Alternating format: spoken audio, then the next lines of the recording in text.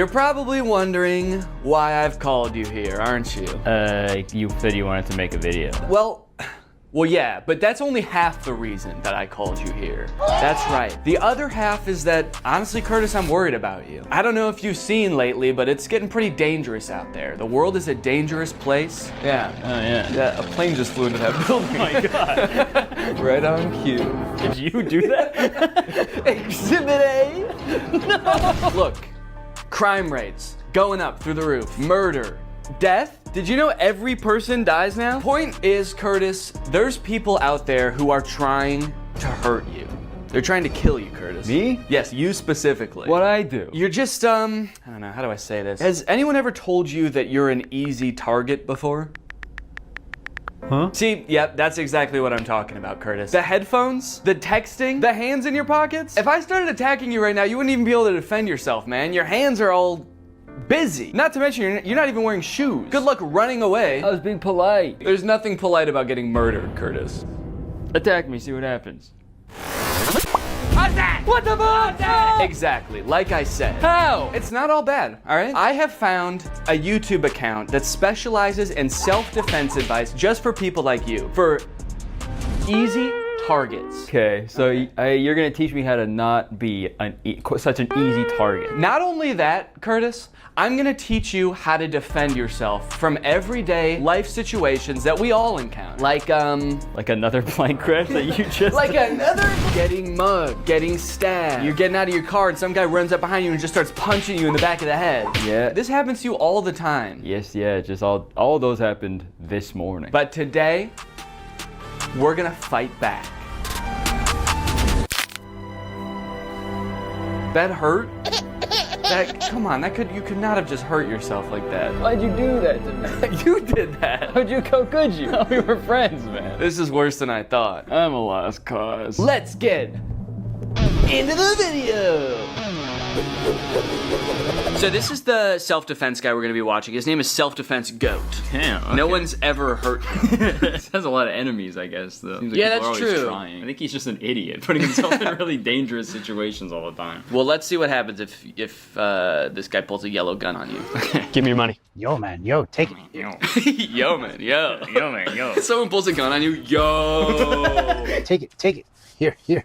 I got nothing else. I got no phone, I got nothing. I got family, man. You gave him everything. He still got that gun pointed at you. See, that line makes it sound like they know each other, Right. and they've been like friends for so long. You helped him move, you helped him get through a tough breakup. You've given him everything you got, man. And he still wants to shoot you in the head. When he was at his lowest, you were there. If I was his family, I'd be pretty upset because he was like, I got nothing. I got family, but That is crazy. Also, the way he says, take it. It sounds like he's mugging him now. He pulls a gun, take it, take all of it. Okay. Who's doing the mugging here? Your goal is to get as close to the weapon as possible.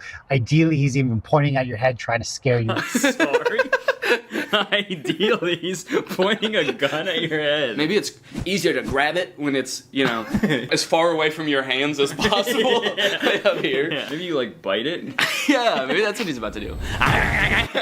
Maybe it's because getting mugged is so scary that he just wants to be put out of his misery as quickly as possible. Yeah, I want this to be done immediately. Ideally, you're facing the other way, looking out at a beautiful sunset, and he's got the gun pressed right up against the back of your skull. Taking one final breath. So I'm going to turn out of the way, 2 hands on the weapon right away, pull it into your chest, rip it off. And you shoot yourself. Take the power out of his hands. Yeah. Get out of the way, back, Hands. pull it into your chest. He said rip it off. He rips off his hand. His tutorial is like how to stop a mugger is just talk to an imaginary cameraman and be like, no, this is what would happen if you're mugging someone. So I feel like that would kind of mess with their heads. Yeah, wait, pretend to be mugging me right now. Okay. Give me your fucking money right now. I gave him everything. Smash, tap, rack, and go if need be. Yeah, so I mean that's pretty much just the classic smash, tack rap. Smash, tack, rap, go if need be. I guess that's his like YouTube ad-friendly way of saying then shoot him in the head. Yeah. And if need be, If need be. go. Yeah. What are you in jail for? I goed. I went. Yeah. This one is going to be really important for you because this is how not to be an easy target, okay? Okay. You got your no shoes on, you had your headphones on, hands in pockets. You're about to see just how dangerous that is. Okay, wow. Dude, he stabbed him in the ass. What was that sound? I don't know. I think it was the guy screaming. Wouldn't it be crazy if that was the whole video? Well, look at Mr. Karate Kid. That is a pretty sweet hoodie, though. Look how easy he's going to be to murder and take his phone. Sunglasses on, huge headphones, hoodie I could just rip him down with. Oh, you're mine, buddy. Okay, well, he didn't even do it, though. He's just talking, you're just imagining it. Oh, you're mine, buddy. He's already You're gone. dead. He's like, Oh, I'm going to enjoy this one. all right, yeah, it's Oh, yeah. Wait, where'd he go? just already. Nighttime all of a sudden. Is he saying that out loud? That must be in his head. Okay. Now let's find out how to not be an easy target. Oh, look at Denim Dan. This guy's going to be an easy target. Well, maybe not. He's got kind of this desk there. He's walking pretty confident. So the caption says desk stare, but I think he's saying death stare. Desk there. Oh. He's got kind of this desk, got like a desk strapped to his. I feel like that gaming. I guess it's a pretty hard target. You got a big desk in the way. Yeah, But- he's clearly cracked at Fortnite. This desk there. He's walking pretty confident. Yeah, he also says he's walking pretty confidently as this guy is like... yeah, he's so scared. How are you supposed to, like, other people walking down the street, like... this guy's easy to fucking He's kill. only got one earbud in. Jacket versus hoodie. It's my favorite Mr. Beast video, jacket versus hoodie. It's your lucky day, Denim Dan. It's your lucky day. Wait, he did say that. Denim Dan, it's your lucky day. Okay, well that actually does make him seem more crazy. Yeah. I'd be so terrified if I was walking by someone who was like, this guy would be easy to kill and steal his phone. Wait, maybe not. He's got a confident walk. You could be Denim Dan if you wanted to. Yeah, I guess I should have been wearing denim for this video. Yeah. Jean jacket, Gene hat. Gene Wilder. Gene Wilder's here. Hang on a second, guys, because I've got a self-defense technique of my own. Today's sponsor, ExpressVPN. Guys, using the internet without ExpressVPN is like walking around a park with flip-flops and headphones. It makes you an easy target. Did you know your internet service provider can legally collect data about every single website you go to and then sell that information to advertisers? Luckily, when you use ExpressVPN, it becomes like your armor. Your Gene armor. Your internet service provider can't see your activity. Your identity is anonymous thanks to a secure VPN server. And your data is encrypted for maximum self-defense. It's super easy to use as well. You can connect with just one click. Here I am changing my location to Canada. That way I can watch The Office on Netflix. It's not available here in the US, but it is in Canada. And you can do this with a bunch of streaming services and shows. It's sick. It works on your phone, on your laptop, even routers. That way you are always protected. I don't want to miss out on content that's not available in my area, and I also don't want anyone spying on me, especially not my internet service provider. That's why I use ExpressVPN. So find out how you can get 3 months for free by scanning the QR code on the screen right now, or clicking the link in the description, or going to expressvpn.com/Danny Gonzalez. That's 3 months for free by scanning this QR code or clicking the link. Thanks to ExpressVPN for sponsoring this video, and now let's get back into it. Now this is an instant that people actually do encounter somewhat often is road rage. Yeah, people get that a lot from me. Yeah. So what kind of stuff do you do? Just sort of like tailgating people? Yeah, I have usually probably 4 to 6 full cartons of eggs in my car at all times. Oh, you just throw eggs? And I just kind of, yeah. Egg people I on just the highway? egg people on the highway. I egg them on. Quite literally.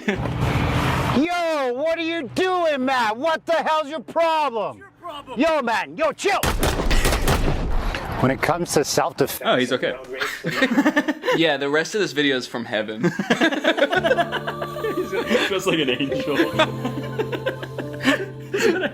So what's crazy about this road rage incident is this guy cuts him off.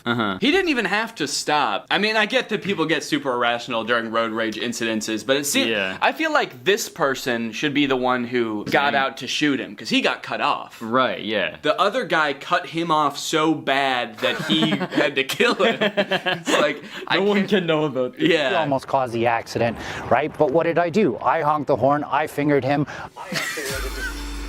I missed that part. part of the video. Yeah, when did that happen? Yo, what the fuck are you doing? Yeah, you were fucked up for that, actually. That was super weird. He fingered... What does that mean? Oh, like... You gotta check your ego, man. Don't finger him. Don't him Don't make that guy sing, man. Even though I wasn't technically in the wrong. Okay, wait, hold on. Did you notice that in the video he had like his wife or girlfriend in the car next to him? And she also got shot? Okay. Yeah, so see, there's someone in the passenger seat here. Yeah. But then as he's talking to the camera... Check your ego. Even though I wasn't technically in the wrong. He cut me off. Oh, she's dead. So this is a real death that happened. Yeah, he's like, luckily I did survive this incident. She did not. Don't worry, the paramedics are on their way. I just wanted to film this video real quick. Luckily, he's a very bad shot. Every bullet hit my wife. I escalated the situation. He felt like he was threatened. Felt like he was threatened. He was in his own car. Yeah, he was fine. That psycho's trying to kill me! I'm gonna kill his wife. Felt like he was threatened and now I'm dead. Okay, yeah, he is dead. Yeah, he's dead. Confirmed. That is canon. And looking at his account, yeah, this is the last video he ever posted. That's not having a self-defense mindset. Be smart. Stay safe out there. Check your ego. Oh my god. Wait, but he checked his ego. Why is he still getting shot? I guess he didn't check. I guess that guy didn't check his ego. Yeah. It's like, come back here and finger me. Finger me, are you? So there's don't be an easy target. Yeah. But also maintain a self-defense mindset. And I do appreciate that. It's like, try not to get into the situation where you need to be defending yourself in the first place. Right. I think we can all agree that's probably the best self-defense tactic you have available. Belt versus knife self-defense. Yo, give me your money. Stay back, man. Stay back. Yo, is that a knife, bro? Do you know how to use your belt for self-defense? Do you? Yeah, I don't It think... took you like 20 seconds to take off your belt. I don't know if you noticed there, but he had some good tactics to stall the guy. He said, yo, is that a knife? Like he was going to be interested in what kind of knife it was. Yeah, yo, is that my favorite knife you have? Is that a Swiss Army knife? Damn. Cool, man. Hold on 1 second. I gotta jerk off to this knife. Just kidding. Also, he must have a really big belt buckle. Like, how brutally this guy gets hit is actually pretty crazy. I just wanted to show you my knife. Yeah, I was trying to sell this knife to you. That's why I said, give me your money. Damn, look at that wide stance for this too. That's crazy. He's doing the splits. Some fucking psychopath. You mess with the wrong guy. Here's how you defend yourself against a knife. Oh, do. Oh, do. Oh, please do. That's what the mugger says when you pull out your belt. Oh, do. Back, he was that a knife, bro. Oh, do. Oh, do. These are really good captions. Yeah. Okay. I like that they like to start the videos with someone just being brutally murdered. Yeah, it's a good way for audience retention, right? I feel like now on we should just start our videos with killing someone, like right in the first frame. We just have some poor bastard. Maybe his car broke down on the side, he's covered in eggs. You know, I took him home, and I took him home. And I start my video. I'm like, hey guys. The guy in the headlock is like, I gave him everything. Folks! Yeah. You know what to do when somebody pins you against the fence and stabs the shit out of you? I firmly believe there's nothing you can do. No. I mean, there's definitely things to do to avoid getting here in the first place, but when you're here... There's nothing you can do. Yeah. Ow. You're dead, man. Fence and stabs the shit out of you? He says it in a way that has like that relatable moment when someone pins you against the fence and stabs the shit out of you. Yeah. We've been there, man. I'm trying to establish control of the weapon. If I can get my forearm here, great, but he counters that by pushing me away. If he pushes me away, this is my new threat. It'd be crazy if in this hypothetical situation that's like now very controlled, he still gets stabbed to death. He's like, and I'm trying to get his knife, but he just keeps getting me. I put my forearm, he counters. God, this guy's good. This guy is the self-offense goat. I'm moving that out of the way. Now his butt's to me, and I finger him. In the States, shoot him. If you're in Canada, run. He's got a knife. Sorry, buddy. Damn. You're not allowed to shoot him. 3 signs you're getting punched. That one sounds funny. 3 signs you're getting punched. Number 1. Ow! You look like Tom Hardy if I ordered you on Wish. Oh, yeah? You look like Tom Hardy if I ordered you on Wish. Not Tom Hardy. Right, yeah. So thank you. You look like the face Tom Hardy would make if I ordered you on Wish.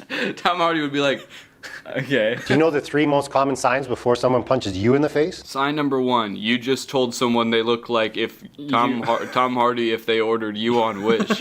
First sign, forward aggression. Second thing to look for is those clenching of the fist. What do you think the third one's gonna be at this point? He's just like cocking his arm back? Yeah, winding it up, I guess. If someone says why I oughta, you're done for. Tension, and they're getting prepared for something that maybe you're not prepared for. They could be getting prepared for something. If they're moving towards you with fists clenched. Well, what could it be? Visual diversion? That's gonna be the third one? What? The third one, they're going to be looking off in another direction, trying to distract you with their eyes so that you look away for that split second so that they get the job done. I may be moving forward towards you, fists clenched. Yeah. But I'm actually gonna punch that guy. Hey, Curtis, let's both go punch that guy. Okay. Oh. But Bouquet of flowers. Oh, it sounds okay. No. Yeah, really? Here's 3 signs David Copperfield's about to beat the shit out of you. Look at here. What to do if you're pushed? What, you want to go? Jesus. Do you know how to deal with a push? Well, definitely not having as little balance as possible. What, you want to go? Didn't stand a chance. And his feet too. Oh no. I've seen, bar fights, people get into fights, but it's always like, fist punching or they're, kind of wrestling around on the ground, just Yeah. grabbing each other, pulling each other's hair. Right. I've never seen this like push and like whoa! Goes crashing through 3 walls. Yeah, not guy-shaped holes in each wall. Yeah. Do you know how to deal with this? No, I'm not Wile E. Coyote. Do you know how to deal with a push? I'm opening up that door as much as I can. Okay, so I go, But then then I can go like that. yeah. Don't knock each other out. Do you know how to knock yourself and your opponent out at the same time? So the key here is as it comes up is just open up enough. Hopefully my boxing turns on now. And God, he looks so scared there. Don't hurt me. Please. Not again.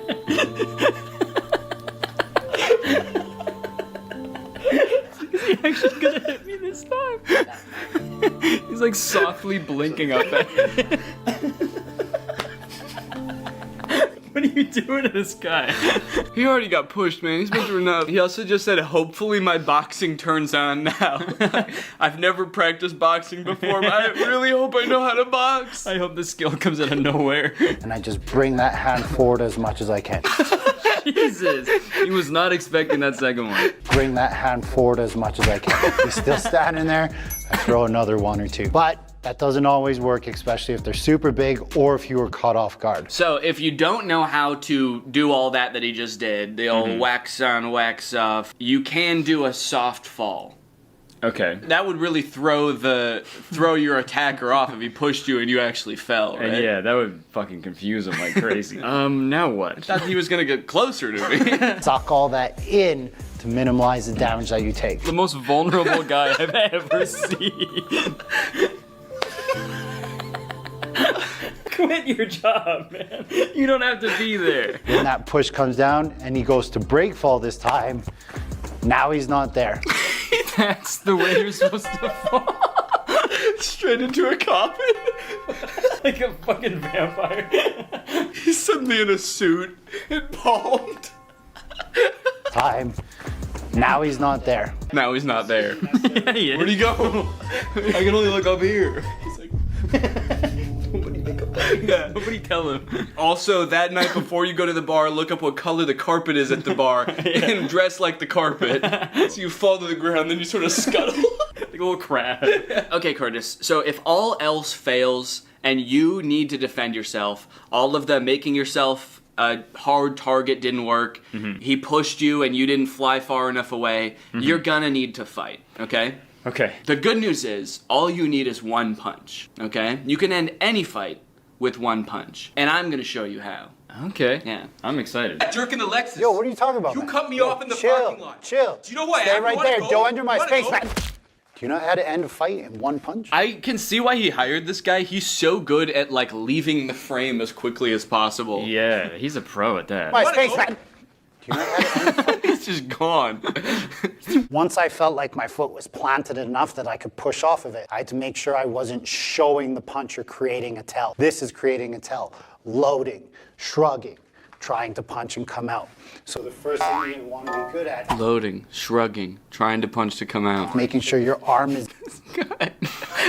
I just feel like there's a more tactical way he could be standing in all these videos instead of just like the most malleable, just, what are you gonna do to me now? I feel like he should be trying to evade it or something. It's so sad how willing he is. I deserve it. And he's like, and don't worry about this guy, by the way, guys, he deserves all He this. deserves all of this. He's a hellish fiend of a man. You should see him off camera. Remember, in self-defense, he's approaching me, I'm hitting him, and I'm trying to get away. He said you're punching him and trying to get away. Yeah, you gotta pick one, I think. Yeah. He's on the ground, you're punching him, and you're like, let me get out of here! This sicko's attacking me! Unhand me! If they're a bigger opponent than you don't just hit them with your arm, you have to hit them with your body. If they're further away from you, you can open up the hand and do like fingers into the eyes. You might break your fingers, but at least you're not going to get involved in a fight anymore. If you train martial arts, use your fist. If you don't train martial arts, use your palm. I thought this was gonna be like a one punch. Like he's gonna teach us how to do one specific punch, but he's Right. like, I don't know, you might want to stick your finger. Let me think. You might want to stick your fingers in his eyes. You might want to finger his butthole. hit him with this side of your hand. This part with your body. Yeah, lean him over, spank his ass. Spank his ass, pull and tug on his wiener. I don't know. What was I talking about? The title is End of Fight with One Punch. There is no guarantee when it comes to self-defense, like one punch is going to get the job done. That's just clickbait, guys. What the fuck? He said that like that's not the title of his video, but other people do that. Yeah, I would never clickbait you guys. Look, other people are gonna try to convince you can end a fight with one punch. That's just a bunch of clickbait bullshit. the pussies would say I would never do that. And honestly, only pussies would fall for that too. But anyway, thank you guys for watching this video. Thank you for the money. The reason why I punched him in his face, because his hands weren't protecting his face. If his hands were here, it's a whole different entry. And that's the end of the video. Nice. Honestly, I'm sure there is some good self-defense advice in here, but I just like the way these videos are shot. Yeah, they're especially the short videos, because he's like, okay, we got to get people's attention. So. Yeah. Yeah. All right, Curtis. Well, you know what? Honestly, man, I'm proud of you.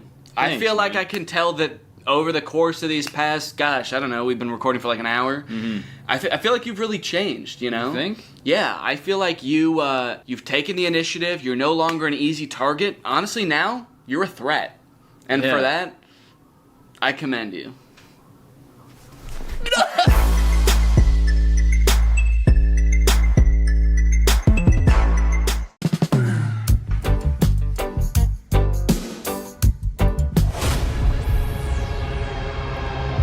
Drew? What the hell are you doing here? I was gonna watch your video. The one that I'm about to film? Yeah, I watch all your videos.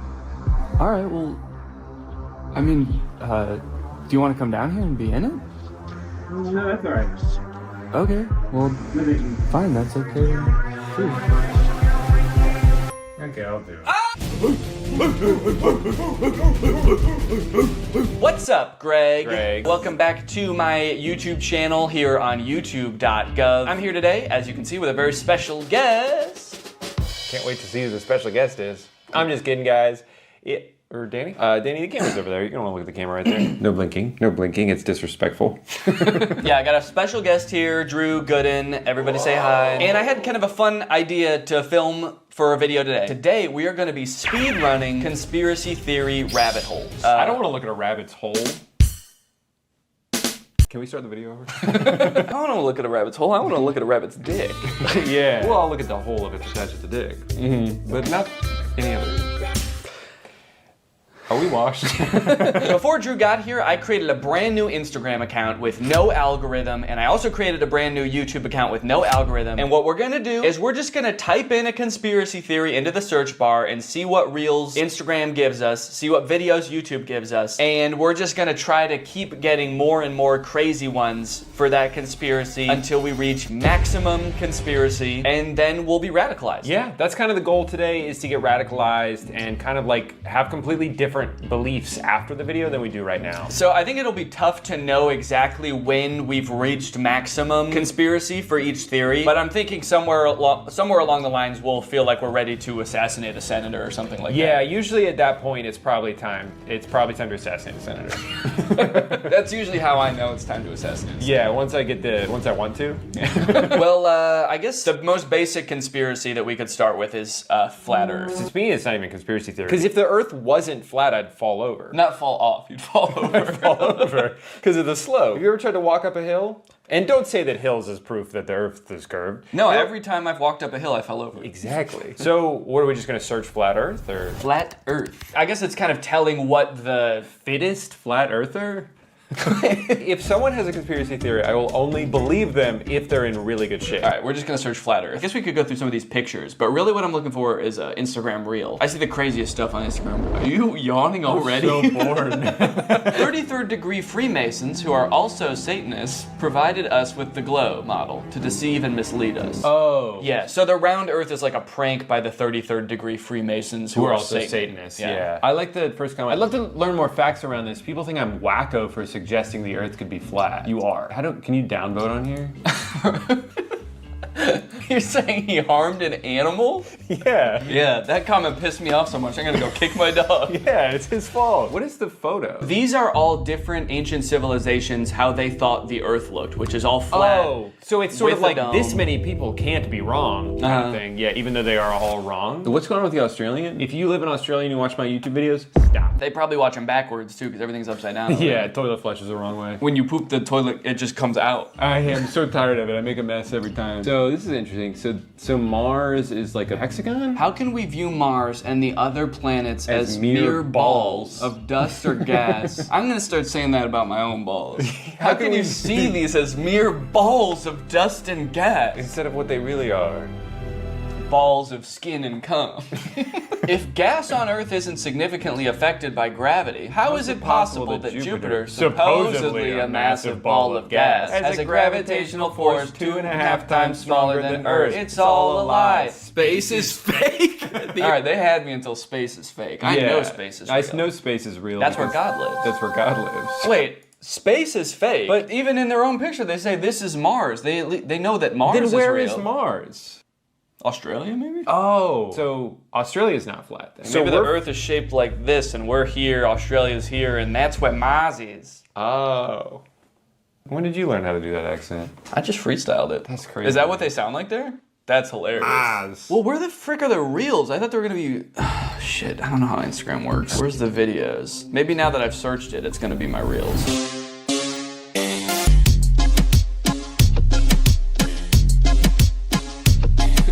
Just a quick cut to that. Checkmate, round earthers. If the Earth was round, I'd be falling over. Let's go on YouTube. Yeah, maybe we should go on YouTube. Yeah, I think the problem is that everyone's just so normal on Instagram. There aren't any like weird freaks. So I think we probably need to switch to YouTube because there's a lot more weird freaks on there. We would know.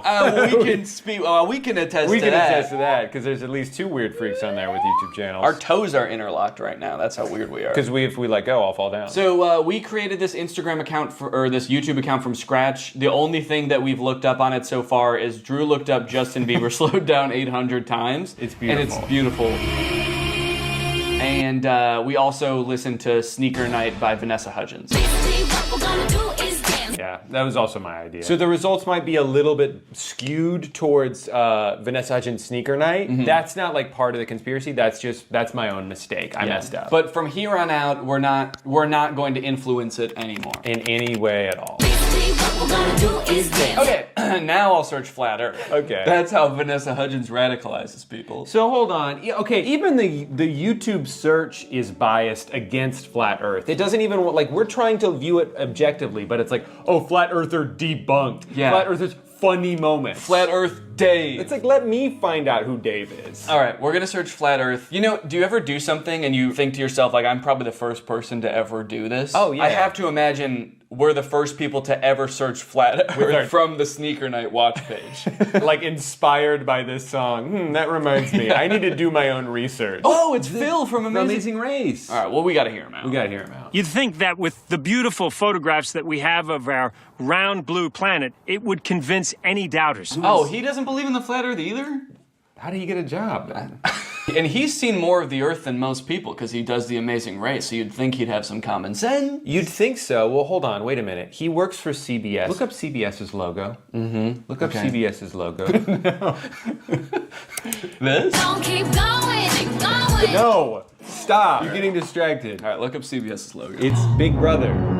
See, you think that Big Brother is gonna let you think independently? No, they're gonna open your noggin up, they're gonna fill it with all the thoughts they want you to have, and Phil is part of it. But probably Jeff Probst isn't too, right?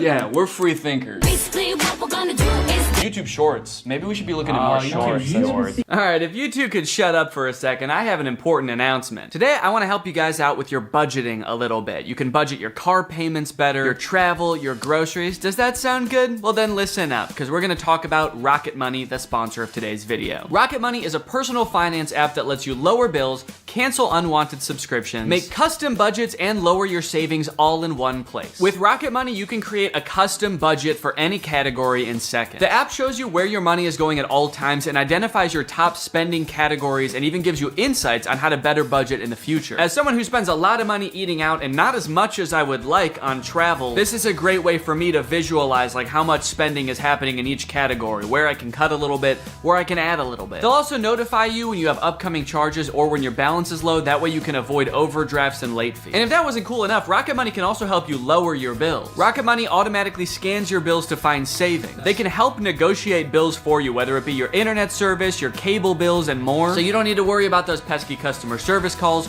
Rocket Money's gonna get in there for you and negotiate the best possible rate for you. This is great for me personally because I am notoriously bad at looking for deals. I don't like to haggle. I don't like to negotiate, so the fact that this is built into the app makes it so much easier for me to know that I'm getting a good deal. So to save more and spend less, join the over 5 million members using Rocket Money today. Go to rocketmoney.com/Danny or use the link in the description to get started for free. Flat earthers, or some of them, believe that beyond the ice wall is this other world. I feel like that outer world thing, I've heard of this, but I've only heard of it recently. I wonder if that's like a new lore that just dropped, because I thought that the ice shelf was supposed to be the end, and then they were like, no, not only that, we know about Acton. And then there's another wall around here, and then Osiris is out on the outside. Do you think the Flat Earth conventions are just people trying to one-up each other with the amount of knowledge they know about the outer ring? Oh, you think this is the last ice wall? There's one more. Nope, there's actually 2 more. There's actually 3 more, and at that one, it loops back around and you're here again. That's more interesting than the Earth being flat, is that if you just keep going,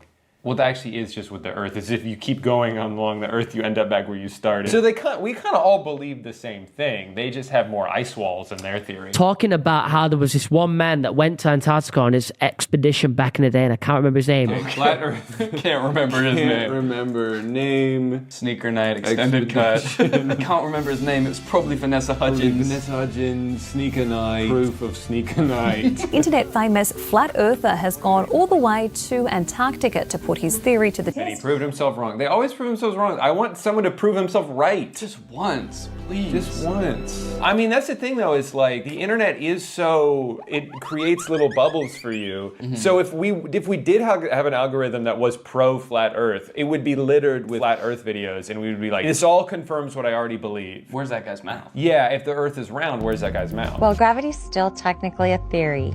We know that there's an up and a down. As far as Coriolis, I was in the military and I've shot weapons and... She's just threatening him.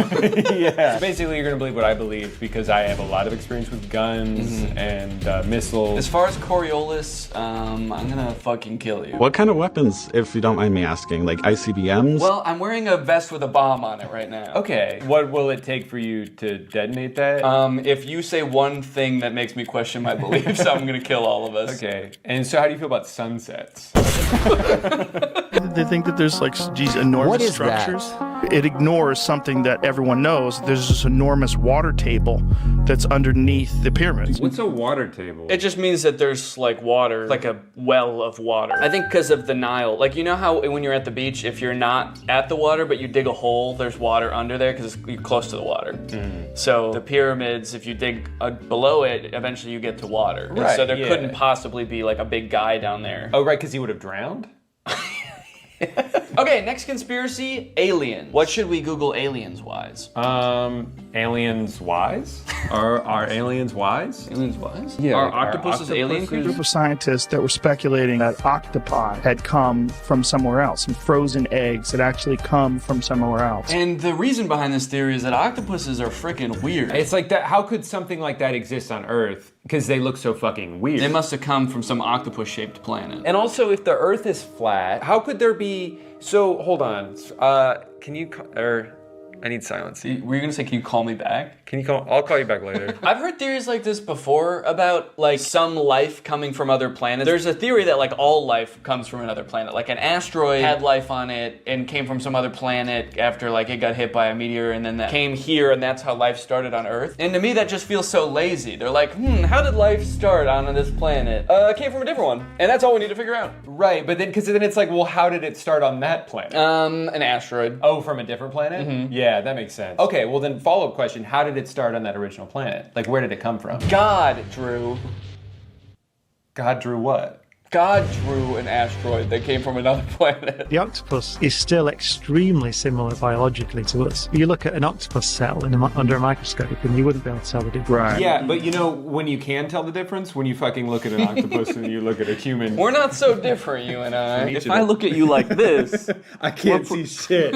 You might as well be an octopus up against my face. Veteran describes strange alien encounter in Vietnam. I like that strange is in all caps. What if it just said, veteran describes pretty normal alien encounter in Vietnam? They should have done veteran in all caps out of respect. And we should probably stand for this out of respect. Yeah, I think so. Whoa! Dude, it's not flat at all in here. There in the shrubbery, coming out of it, are little gray entities, about 4 foot tall. That's how I'm trying to be. Oh, you're just saluting? Till the day I die, I'll remember what the little entity said to me. And the way he said it, it was like, Clifford. It was like, I'll never forget what this little guy said to me and the way he said it. Yeah, he said, and then he blew up. He exploded. I think he was asking for help.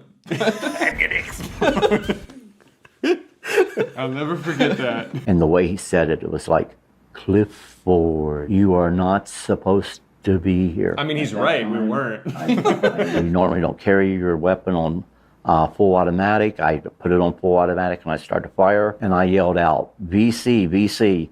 And that was to alert the other troops that we were no longer alone, that there were a number of little guys there, I'll put it that way. I'll put it that way. I'll put it away your brain can understand. Little guys. So the alien said, what are you doing here, Clifford? And that's how I knew he wasn't from Earth. It was dark. There was a small guy in the bushes who asked me what I was doing here. Gotta be an alien. Gotta kill the alien. Gotta kill him. Oh, he already exploded. Job's done. Said, even though we're at war, we don't put our weapons on full automatic. I did just for this guy and no one else. And I killed him. Also, is this guy's name Clifford, or did it? His name's just Veteran, as far as I know. That could be why he's so confused, too. Yeah, I'm not fucking Clifford! You are not supposed to be here. I feel like this illustration's doing a lot of heavy lifting in this story. He's just describing a pretty normal encounter, but then because of the illustration of aliens, it's like, man, they must have been aliens. Yeah, But a little guy came out of the bushes. He looked like a regular Vietnamese man, and the picture is of like an octopus. So all of the comments believe him and are pissed. They're like, way to go, Clifford. The little dudes were trying to bring about peace on Earth, and you blasted them. Like, way to go, man. We almost had peace. And you gave them a demonstration that we are a species not to be trusted or helped. Good job, Clifford. They're like, your story is 100% real, and we hate you. Well, and then this person's on his side. It's like, he's been consistent about these events ever since they happened. Yeah, because that's how he remembers it. You can still be consistent about something that didn't happen. Wasn't used to the ganja. Just imagine smoking this 35% THC they smoked back in 1980 when they smoked weed that had to be 6 to 8% THC. I am sure I would have seen some crazy shit. And let's go ahead and report him for animal abuse. More like plant abuse, because he's smoking the shit out of that ganja. Ganga explains who are the gray aliens. Okay, yeah. well that'll be helpful because the last one was about the gray aliens. How exactly do you become an expert in that? Do you think it's Clifford again? Yeah, well he definitely seemed to have a lot of expertise because he saw them with his own 2 eyes. And he shot them with his own one gun. Gray aliens are perhaps the most commonly encountered extraterrestrial species that we know, named for the coloration of their skin. Oh, they're gray aliens because they're gray aliens. That they've been hybridized multiple times,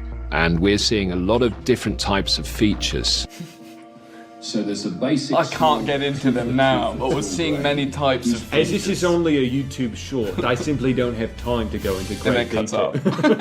Wait, my son got kidnapped by them. When he was 9 years old, he was missing for a day. He told us that they have created us humans and need to create more humans in other planets and need his blood. I believe my son. Let's click on this guy's profile.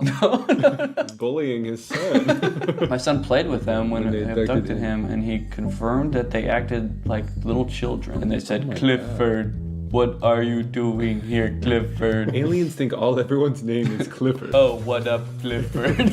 Welcome back, Clifford. I think every human they see is the same human that they just saw. Good, you look very different today, Clifford. What a strange planet only inhabited by one man named Clifford. Who changes shape every day. Don't shoot me again, Clifford. Your bullets have no effect on my robot body. But they have extreme effects on my feelings, Clifford. It's the intention that hurts. As my son has mentioned when he was inside the ship. As my son has mentioned countless times, my son, who's an expert 9 years old, got abducted. It's a computer-based reality which they created long ago, and many souls were kidnapped and then put inside these machine bodies, so they used what is known as spiritual necessity. Do you think this guy's ever done drugs? No. He's too busy. He's trying to get his son back from the aliens. I believe him because they were in my house around 1997. Unfortunately, I panicked so badly they didn't speak. I regret it now. I might have gotten answers, but I couldn't believe what was happening, and I had 3 little girls asleep in the house. Two of mine and one of my best friend. Huh? Wait, I had 3 little girls in the house, 2 of mine and one of my best friend? I think his best friend was a little girl. Yeah, my daughters were hanging out with my little girl best friend. They have so much in common because they're the same age. And when the aliens came in, I panicked. Because I didn't want them to wake up, my best friend. So yeah, I guess aliens, the little gray guys, must be very shy. Because if you panic a little bit, they're like, oh, sorry, Clifford. We'll come back later, Clifford. We have to go now. We are gray. So now it's just these two talking to each other. Yeah, what, did they visit you again? They told my son that they will come again, but they didn't come anymore. He saw a tall man with blonde hair. Okay, wait, hold on. So the story is falling apart a little bit. He's like, yeah, he saw all aliens. And it's like, okay, well, there was one blonde guy. One guy with blonde hair. And I guess some of the aliens they kind of looked like they had regular hair on their head. They had regular Vietnamese hair, and they were just short little guys. Speaking Vietnamese, I couldn't understand a word they were saying. It was like some sort of foreign language to me. I shot him. My bullets did have an effect on them. I'm writing this from jail. Your son is wrong. At least mostly. I can confirm there was a tall blonde guy. Wait, also report encountering tall, chalk white, blonde-haired, blue-eyed, barefoot. Barefoot. So he's saying that people who were abducted by the gray aliens often report the presence of a Drew-like entity as well. Yeah, and that is how they refer me as the Shining One. And they do not blink. But I don't know, I blink. What was it that you said to me when I started recording this video? No blinking, it's disrespectful. No blinking, it's disrespectful. I have to go. I've been found out. I never should have agreed to do a conspiracy video with you. It was only a matter of time. Yeah. Channeling Bashar has definitely changed my life in profound ways. Now, again, not everyone has to believe that Bashar is real. That's good. Yeah, that really works out for him, whether you believe me or not. That's the great thing about being crazy, is that you can believe whatever you want, and even if other people don't believe it. Even if it makes no sense, it doesn't matter to you. So he delivers information, which he sometimes calls an instruction manual or the formula. And when people follow it as precisely as possible with an open mind. That's such a great caveat to say that if they follow it closely with an open mind, then it will work. Because if it doesn't work for someone, he would just say, well, your mind just wasn't open enough. You clearly had some reservations about it. And that's the only reason it didn't work. And Bashar could tell. Yeah, he's very skeptical with people. How to channel Bashar. So it looks like there's only one person in the world who even thinks Bashar is 2 shirts. He has one shirt, but it changes colors when he channels Bashar. What Would we go insane if we saw a video of Bashar? That's a great question. I was wondering if we would go insane if we saw a video of you. Of you? Oh, he's channeling Bashar. So I think Bashar is speaking through him. It depends on the mechanism used to capture the image. I mean, I have to imagine that there is some pre-existing lore about Bashar that if you were to see his face, you would go insane, and that's why he has to be channeled through people. Right. And so that's why she's asking this question. I like to imagine that she just came up with this out of nowhere off the top of her head. Hey, I really love everything you're preaching here today. I just want to know, like, would someone go fucking crazy if they saw Bashar in real life? And he's just like, It depends. It depends on if they have an open mind or not. Also, BasharStore.com? Yeah, that's where you can buy Bashar. Okay. I didn't think that this guy was like grifting at all before, but now I'm a little worried. Oh! Do you want to go back to 2011? How about 2003? How about 2000 through 2003? RSVP to Bashar? Yeah, the session looks like it's taking place about a month after September 11th. Unrelated. So I have to stream him channeling Bashar? I feel like I should be able to just channel Bashar myself. No, I think you're going to need to do it through a Bashar expert. I definitely feel like he needs... About 500 grand. We could do. Yeah, do you think 500... While your video technology may be capable of capturing certain extraterrestrial beings, it couldn't capture. My eyes roll back in my head. It's just coming from my mouth. While your video technology... Oh my god!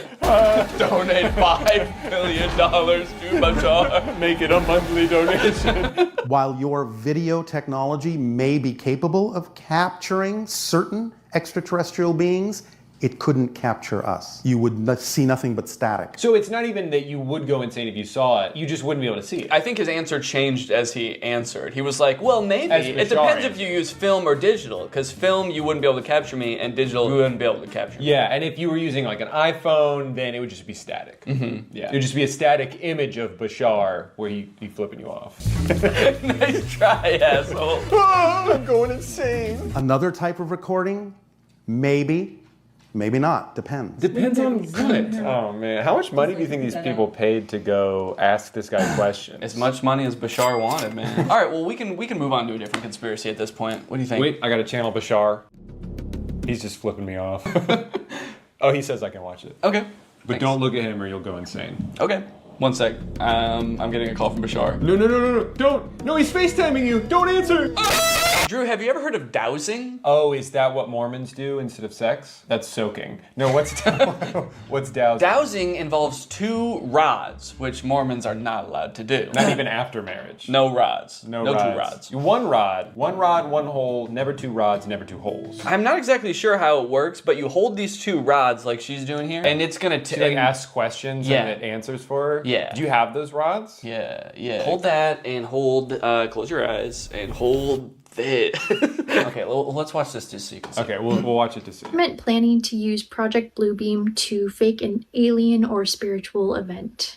No, thank you. Right off the bat, I like how much lore is required to even understand her first question. Well, yeah, the first thing was, is the government going to use Project Bluebeam? And I don't know what that is. To create a fake spiritual or alien event. I don't know what that is. Well, the answer was no, so you don't have to worry. Okay, good. That's a relief. It's a lot of research I don't have to do. Does the human work best without any clothes?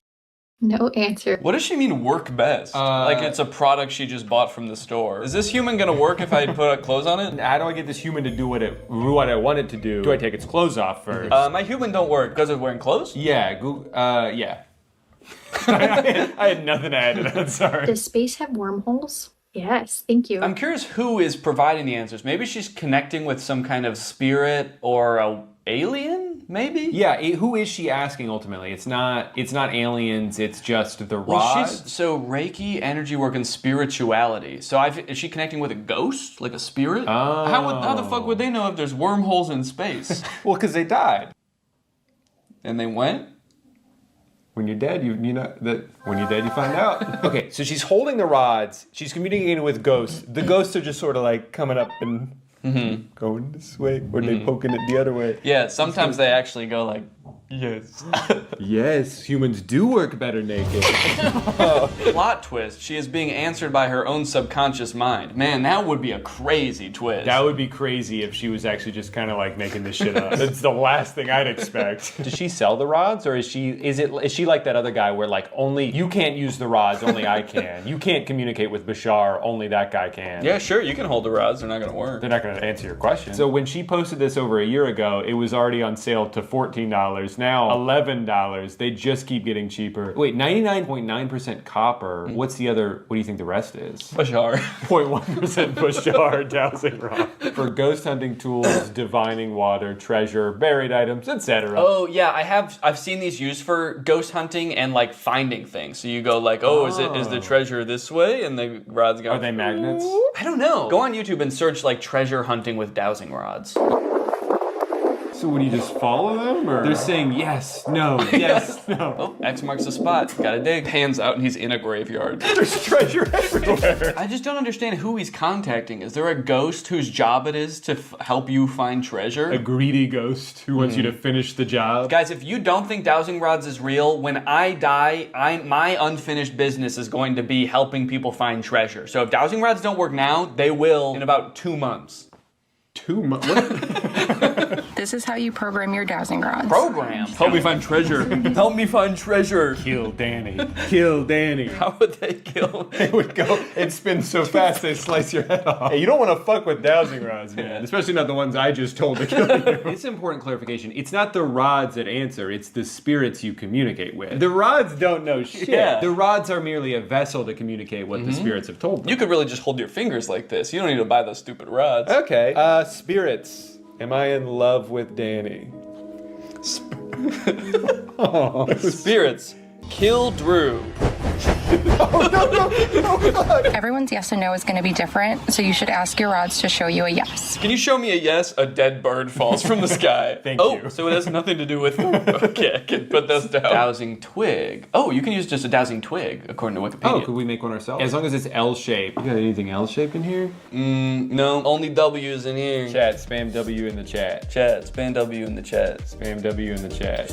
I'm recording another video over here. Just chat, spam W in the chat. Spam. Yo, you been live streaming this? Yep. At twitch.com/Danny. Chat, kill Drew. No, chat. Keep Drew alive. All right, let me see if I got anything L-shaped in here. No, I don't think so. Well, that's too bad. Yeah, sorry.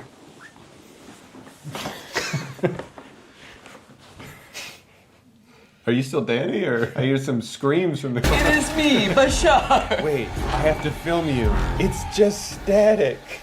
A static image of Bashar flipping me off. And his dick's out, too. Hey! Classic Bashar. You know what they say, if you see Bashar, you go insane. If you see his dick, you suck it. You gon' suck it. That's what they say. If you see Bashar's dick, you gon' suck it. That's what he said in the video. Oh yeah, no, I saw. It was on the YouTube short. He said, yeah, it depends on the type of video technique, and if you see his dick, you go suck it. What do you think this is? Just how to chug a pint of any liquid in a second.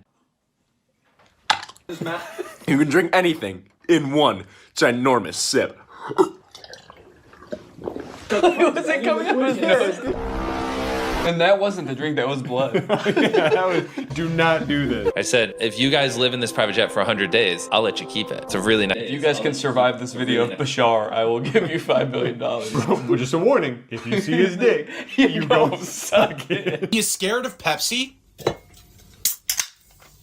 We're gonna get this in the glass. Wait, how did we get in chugging content? We watched several dowsing rod shorts, and then it recommended a chugging video, and then was like, oh, you like chugging videos? Sure. The lack of videos saying these conspiracies are real on YouTube really makes me feel like you gotta be so dumb to fall for them, because like they don't even show up. Like YouTube is actively trying to hide them from you. Have to be like, no, I'm certain this is real, and you have to be so convicted in that for the YouTube to finally be like, all right. But some people just fall down those rabbit holes. Guys, it's time to go big boy. All right. All right. Well, I think we've gone through a decent amount of conspiracies. Flat Earth, aliens, dowsing, Bashar, and And all the other ones. And all the other ones, etc. Etc. Ugh, don't get me started on etc. Yeah, she was a wild thing. So, what do you think that you've learned anything today? I mean, do you think that you... Okay.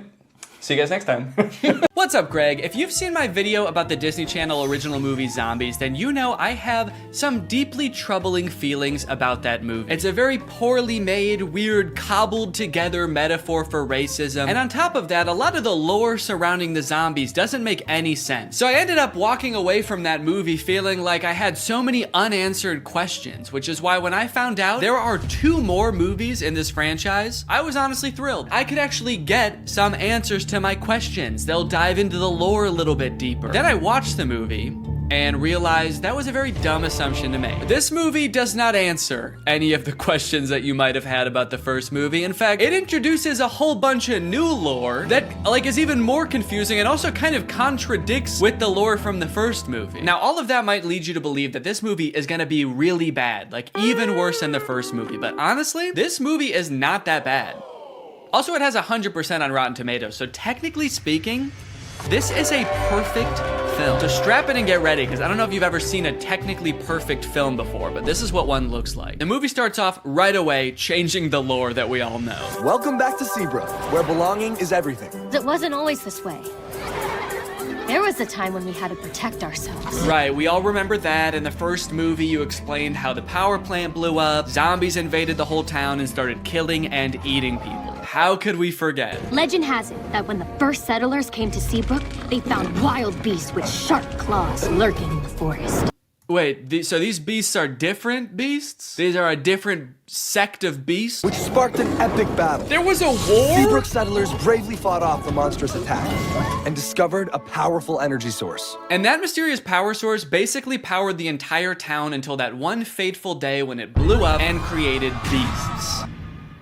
Different beasts. These are different beasts than the beasts we just saw. This is a very beast-heavy town. The beasts were a distant memory. Seabrook forgot monsters could be real. So, hold on. You guys didn't think to mention this during the first movie? How could you tell us a history of Seabrook and neglect to mention the battle with mythical creatures that transpired? What else are you hiding from us? And what about this mysterious power source that runs the entire city? Don't you think during the 200-year census happened, someone should have looked into this, made it a non-mysterious power source? They were like, we'll call this beautiful land Seabrook. We'll build a school to teach our young, a hospital to treat our ill, and a power plant that might blow up. We do not know. Because of the events of the last movie, now all the zombies are allowed to commingle with the humans. It seems like things are really on the up and up. It's hard to believe there was a time when people were afraid of zombies. Crazy thing to say for someone who has for sure eaten his neighbors. Also, we saw what you did to people in the last movie, dude. It's not hard to believe at all.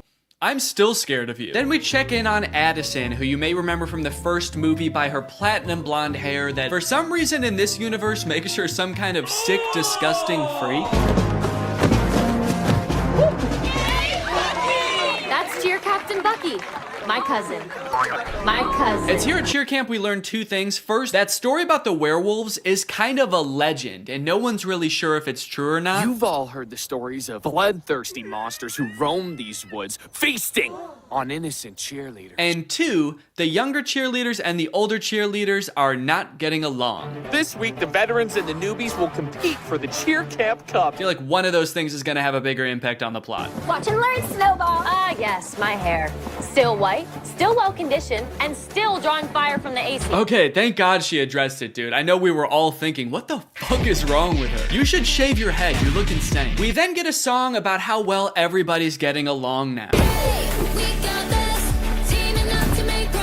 The cheerleaders are having fun at cheer camp, zombies are entering all facets of normal human life. Zed's dad has even been hired as the project manager to demolish the old power plant, which I'm sure will have little to no consequence in this story. The message of the song is undermined a little bit when the cheer captain Bucky launches an underclassman into the air with a high-powered water bazooka called the Buckzooka. Just a little bit of playful hazing, I guess, for the underclassmen. Oh, you want to be a cheerleader? How about some internal bleeding?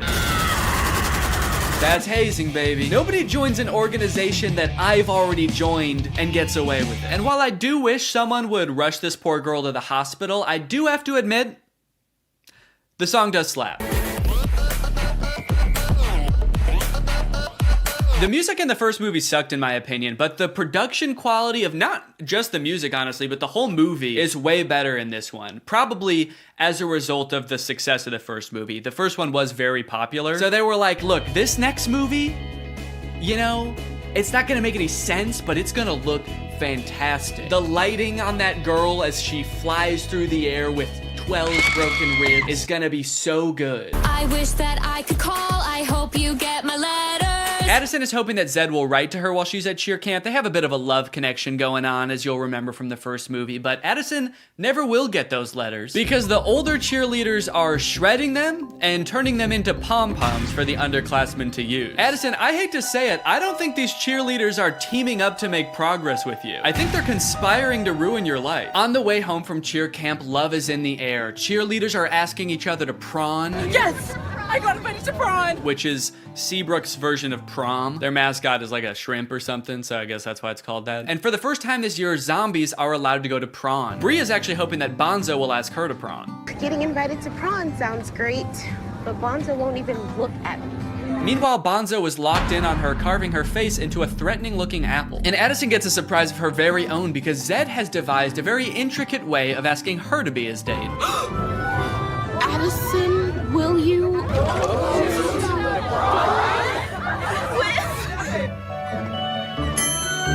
Zed! Uh-oh. Uh-oh! Zed's not supposed to be there! He's supposed to be floating over there. Zed!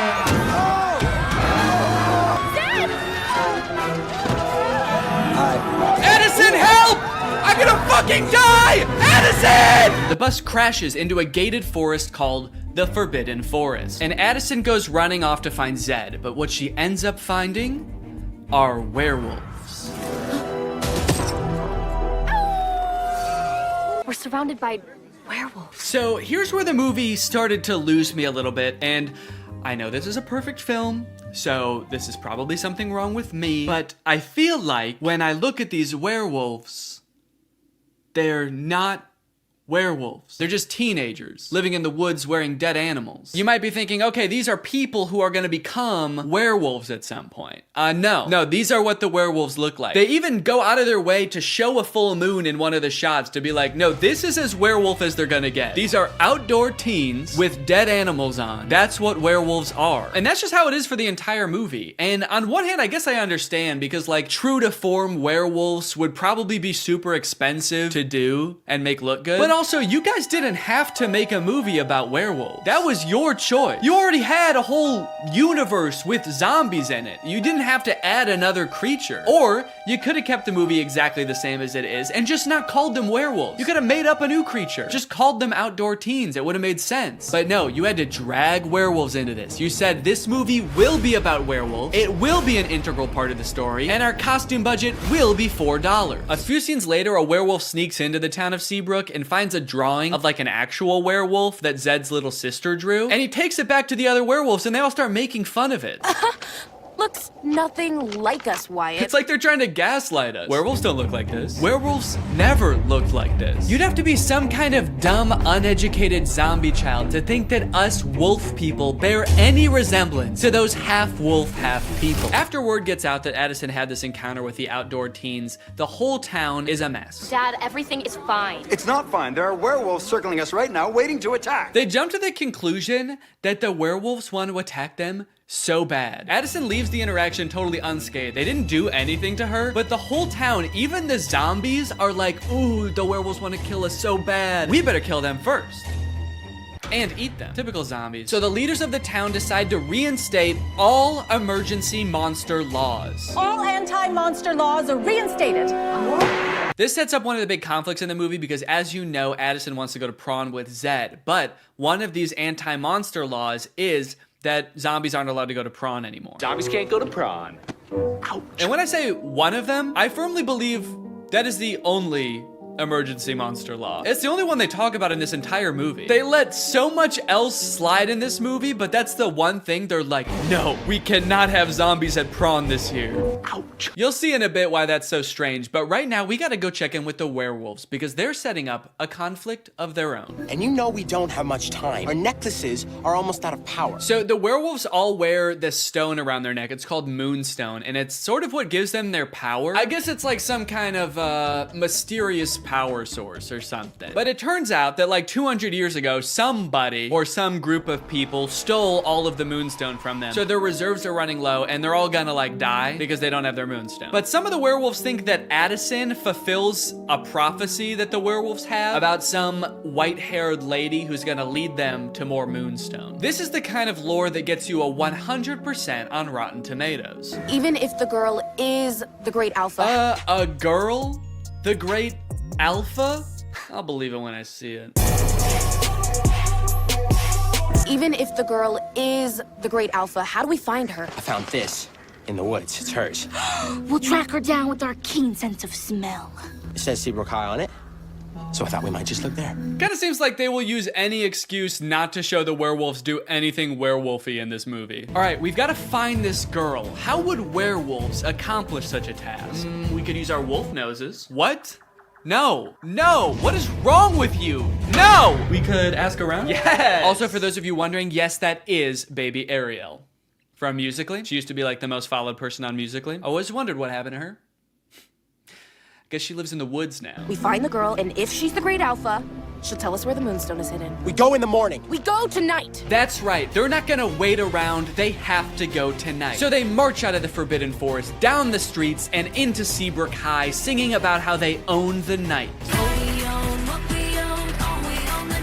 Then they open up a vent and crawl into it, and they wait until morning. So kind of seems like they didn't really need to go at night, did they? They all file into the vent so dejectedly. They're like, maybe we should have researched what this place is. I guess we don't know what a school is. They're not here at night. Imagine they accidentally went on like the last day of school before summer. A janitor finally comes in after 80 long days and finds 20 dead werewolves in a vent. That day at school, Bucky and Zed both decide to run for class president. Zed because he wants to re-allow monsters to go to prom, and Bucky, I don't know, he probably wants to like divert more of the school's funding towards an unmanned drone for the cheerleading team. But then, suddenly, I will make Seabrook a place that embraces zombies and werewolves. What?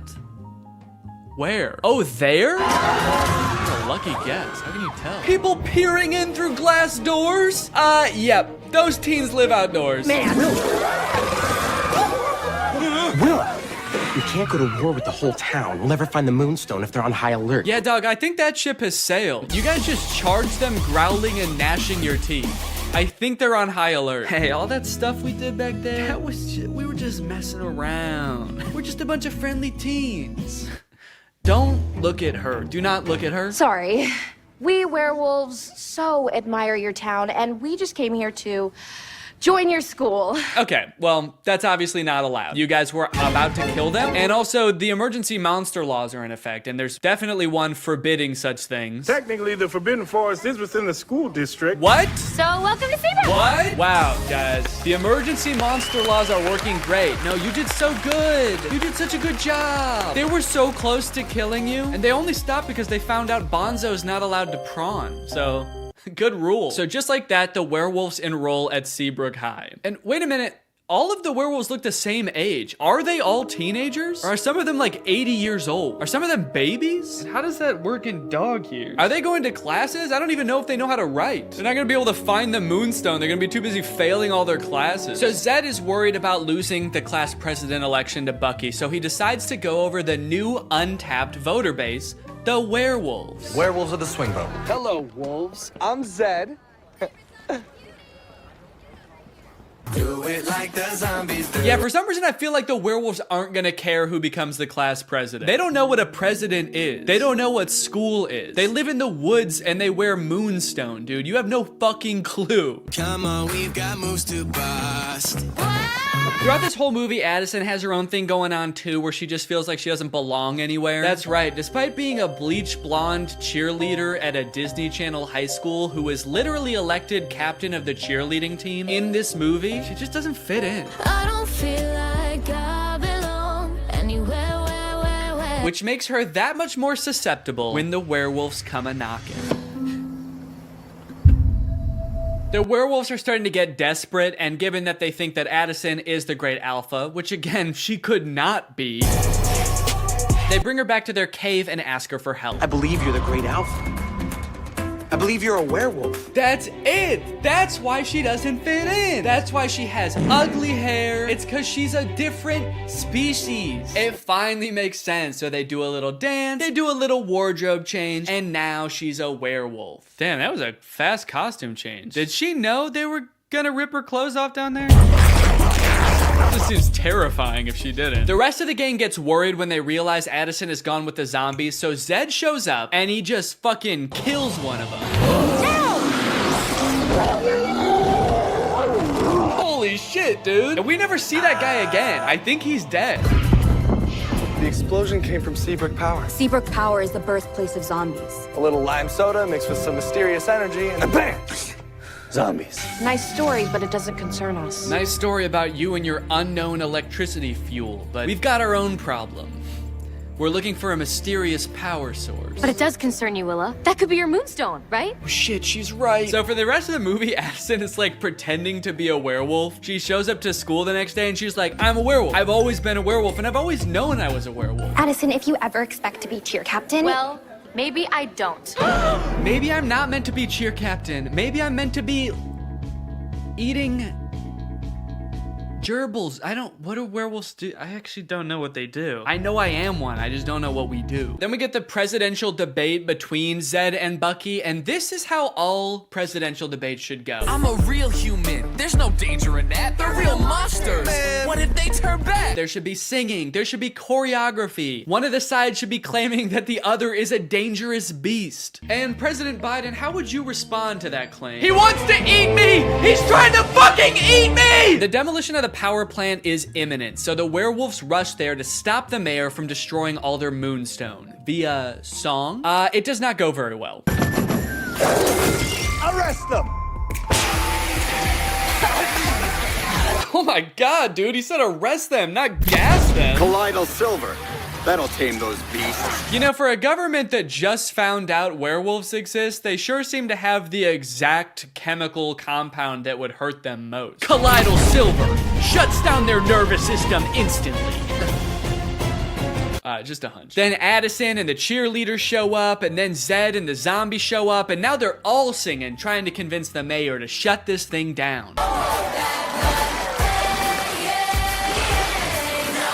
Okay, at this point in the song, they're just having fun with it, man. They're just splashing around. I don't even think they're trying to convince the mayor anymore. He's not even in that part of the power plant. He's just standing alone in the main entrance now. You can hear music just vaguely echoing through the plant. Okay, I get it. I think I figured it out like 20 minutes ago, guys. Okay, so I've got good news and I've got bad news. The good news is they decide not to blow up the power plant. Stop the detonation. The bad news is the demolition guy accidentally does it anyway. Well, shut it off. I can't. And also, Addison finds out she's actually not a werewolf.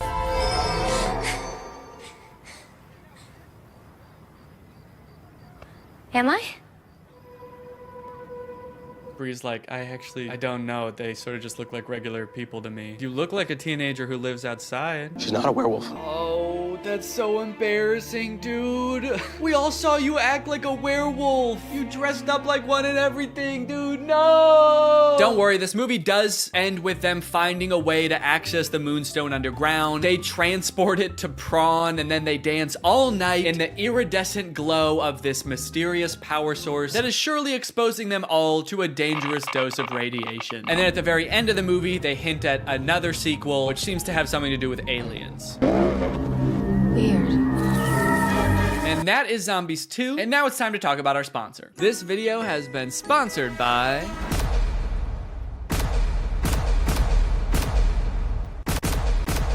Guys, it's the season of giving, gathering, and with HelloFresh, it can be the season of saving. You can actually save money this holiday season with fresh, delicious recipes delivered straight to your door. It's cheaper than takeout, it's easier than grocery shopping, and the meals turn out so good. I like HelloFresh because I'm not really much of a chef. Okay, I don't really know how to cook well, but every time I cook HelloFresh, it ends up turning out great. Last night we had these Tex-Mex enchiladas, didn't take too long to prepare, turned out great. Honestly, best homemade enchiladas I've ever had, and I was the one who made them at home. I've got a lot going on. I've got a baby. I've got family visiting. It's a busy time of year. So sometimes it can feel impossible to get a good, nutritious homemade meal in, but not with HelloFresh. Can I let you in on a little secret? Some of their meals only take 15 minutes to prepare. How is that possible? Must be Santa. And guess what? HelloFresh is actually more than just dinners. They've got breakfast, they've got lunches, they've got snacks. So you can start skipping the grocery store for a variety of meals. HelloFresh is making life so much easier. So if you want to check out HelloFresh and for free breakfast for life, visit the link in the description or scan this QR code. One breakfast item per box while subscription is active. That is free breakfast for life with HelloFresh at my link. Again, this QR code. Don't use a different QR code, it won't work. Thank you to HelloFresh for sponsoring this video, and thank you to you guys for checking out HelloFresh. All right, thank you guys for watching this video. If you're new here and you're not subscribed yet, make sure you subscribe and turn on my notifications to join Greg. We are the fastest growing army on YouTube. Do not look that up. I'll see you guys next time. Bye-bye. Hello, Greg. Why are movie studios making bad movies on purpose? I swear to God they are. I'm sure most of us by now have seen clips from the new Pinocchio movie. Father, when can I leave to be on my own? And that had me pretty skeptical, honestly. You're trying to tell me they made it and they were like, the main selling point of this movie is that it will be good? No chance. And now I've recently seen people talking about this movie, Marmaduke. It's about a cartoon dog, voiced by Pete Davidson. It has 0% on Rotten Tomatoes. I've watched it, and it is in fact the worst movie you'll see this year. And it just really seems like they're trying to make bad movies on purpose. This movie is just heinous. It feels like Netflix just like fed an AI a bunch of scripts of bad movies until it spat out Marmaduke. This movie is not good at all. I think it has 0 redeeming qualities, actually. There's nothing good in this movie. I would even give it a negative score if I could. I like that I said that as if there's something stopping me. I'm my own entity. I'm not limited. I don't have a boss telling me I have to give it a positive score. I'm gonna give it a -6 out of 10. Once upon a time, there lived a very large and very sad doggy. His family got mad at him just for being himself. We begin with a narration from Pete Davidson himself, who could not sound less interested in explaining the exposition of this movie. Marmaduke was some fucking dog, dude. I don't care. I'm dating a Kardashian, man. You think I need this? I personally don't have a problem with Pete Davidson. He's a funny guy. He was not up to the task of being the main character in this movie. This is a cartoon dog. You need someone with like a crazy range. Pete Davidson's emotions range from high and please down to high and indifferent. That's about all the variety you're gonna get out of Pete Davidson. After watching the movie all the way through, I'm not even 100% sure that Pete Davidson even knows he's in this movie. I haven't seen Pete Davidson do any promotion for this movie. I don't think he's done interviews talking about, you know, getting into the role of Marmaduke. I would not be surprised if they just like took audio excerpts of Pete Davidson from like other TV shows and just like found a way to make a movie about a dog around them. You can't ban me from Billy's party. It won't be a party without me.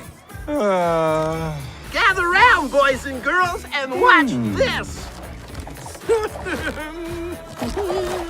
Go ahead and look at the characters in this first scene here and tell me, what is your reaction? Art is subjective. What you like depends entirely on your life experience, your personal taste, you know, where you were born and raised. For example, I was born in the 1990s on Earth, and I hate every single one of these characters. There are 3 body shapes in the universe of Marmaduke. There is eerily slender, bouncing egg. That's right, they don't walk. The round characters, they just kind of bounce from place to place. And then there's Mom. Mom has a serious case of the Pixar mom syndrome. I guess the creators of Marmaduke decided to take a page out of Pixar's book when designing the mom, and then they ignored all the other pages in the book about like how to make a movie. Anyway, through a little bit of narration, we find out that the reason Marmaduke is not allowed at this party is because he's basically a terror to the family. Marmaduke is a nightmare. He chases the cat, he tackles the local butcher for some bones, he beats the shit out of the dad. dad, this dog is terrorizing his family. This is a bad boy. Don't you think you're being too hard on poor Marmaduke? He's gone too far, Donnie.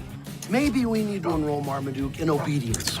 As if this family wasn't going through enough already, dude. Look at the dad's nose. Look at his nose to arm ratio. He doesn't need this right now. He's got bigger fish to fry. His nose is about 3 times thicker than his arms. What the hell? Compare that to Marmaduke. And the shot where he's just beat the shit out of the dad for his comfy chair. He's jacked. He looks like a kangaroo. They're living with a wild animal in their house, and this dad's arms are made out of wet spaghetti. And Marmaduke has the audacity to be upstairs in the window like, come on, let me into the party. What is it, cause I like steak a little bit too much? And it's like, no, dude, you keep beating up my family. You killed our youngest daughter. But Marmaduke's not trapped upstairs for long. He decides to start chasing a bee around the room that he's trapped in, and the bee goes through the window, and then Marmaduke like crashes through the window, and he lands in the pool, which causes like a mini tsunami in the backyard.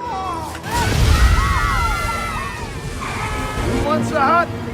Diggity dang that dog! You know this dog is bad when the dad turns around and just sees a tidal wave coming towards him and he says, dang that dog. As far as he knows, the dog is upstairs in the room. He didn't see Marmaduke fly in the pool, he just turned around. This man saw a tidal wave and was like, the fucking dog! This family has suffered so much at the hands of this dog.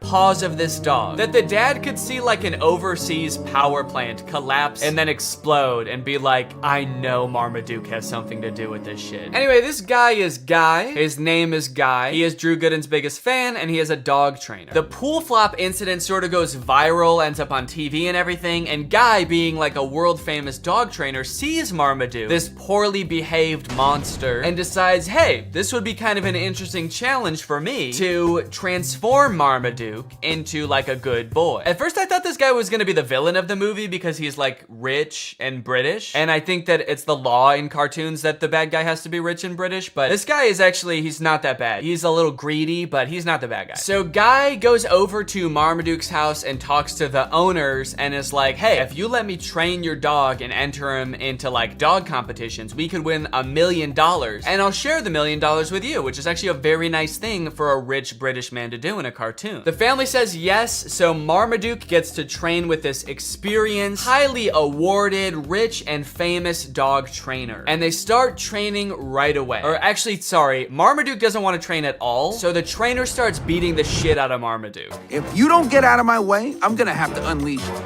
thunder, lightning, as you wish.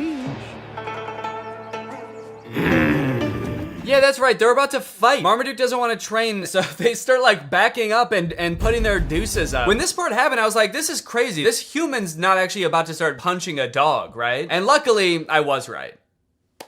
He kicks the dog. Dude, he kicks the dog, throws him into a tree. You're like the most famous dog trainer in the world, and this is your secret method. Dog training tips your trainer doesn't want you to know. Beat the shit out of your dog.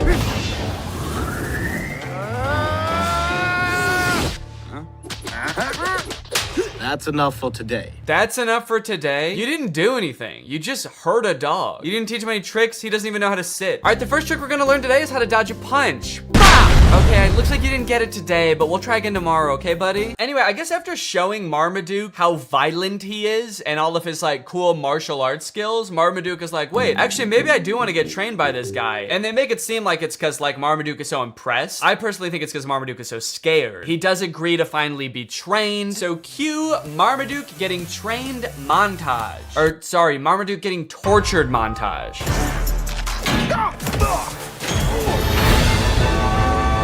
Yeah, that's right. Before Marmaduke agreed to get trained, Guy just beat the shit out of Marmaduke. But now that Marmaduke has agreed to be trained, he is still getting beat up, but just in new and fancy ways. This movie is essentially about a dog who loves to eat and suffers greatly for it. You know what is one thing that's unclear about this movie? Can Marmaduke talk? Earlier in the movie, Marmaduke was trying to talk to the people and all they could hear was barking sounds. I think you're being too hard on poor But then Marmaduke and Guy seem to have full conversations. So who is speaking the other one's language? Is Marmaduke speaking English? Or is the trainer barking at Marmaduke? Like if you were to walk by the park where Guy is training Marmaduke, is Guy just going like, arr, arr, This movie is completely uninterested in answering this question. After Marmaduke has been thoroughly beaten and humiliated by Guy for a week or two, it is time for Marmaduke to enter his first dog show. This is where we meet Marmaduke's main competition and basically the villain of the movie, this beautiful dog Zeus.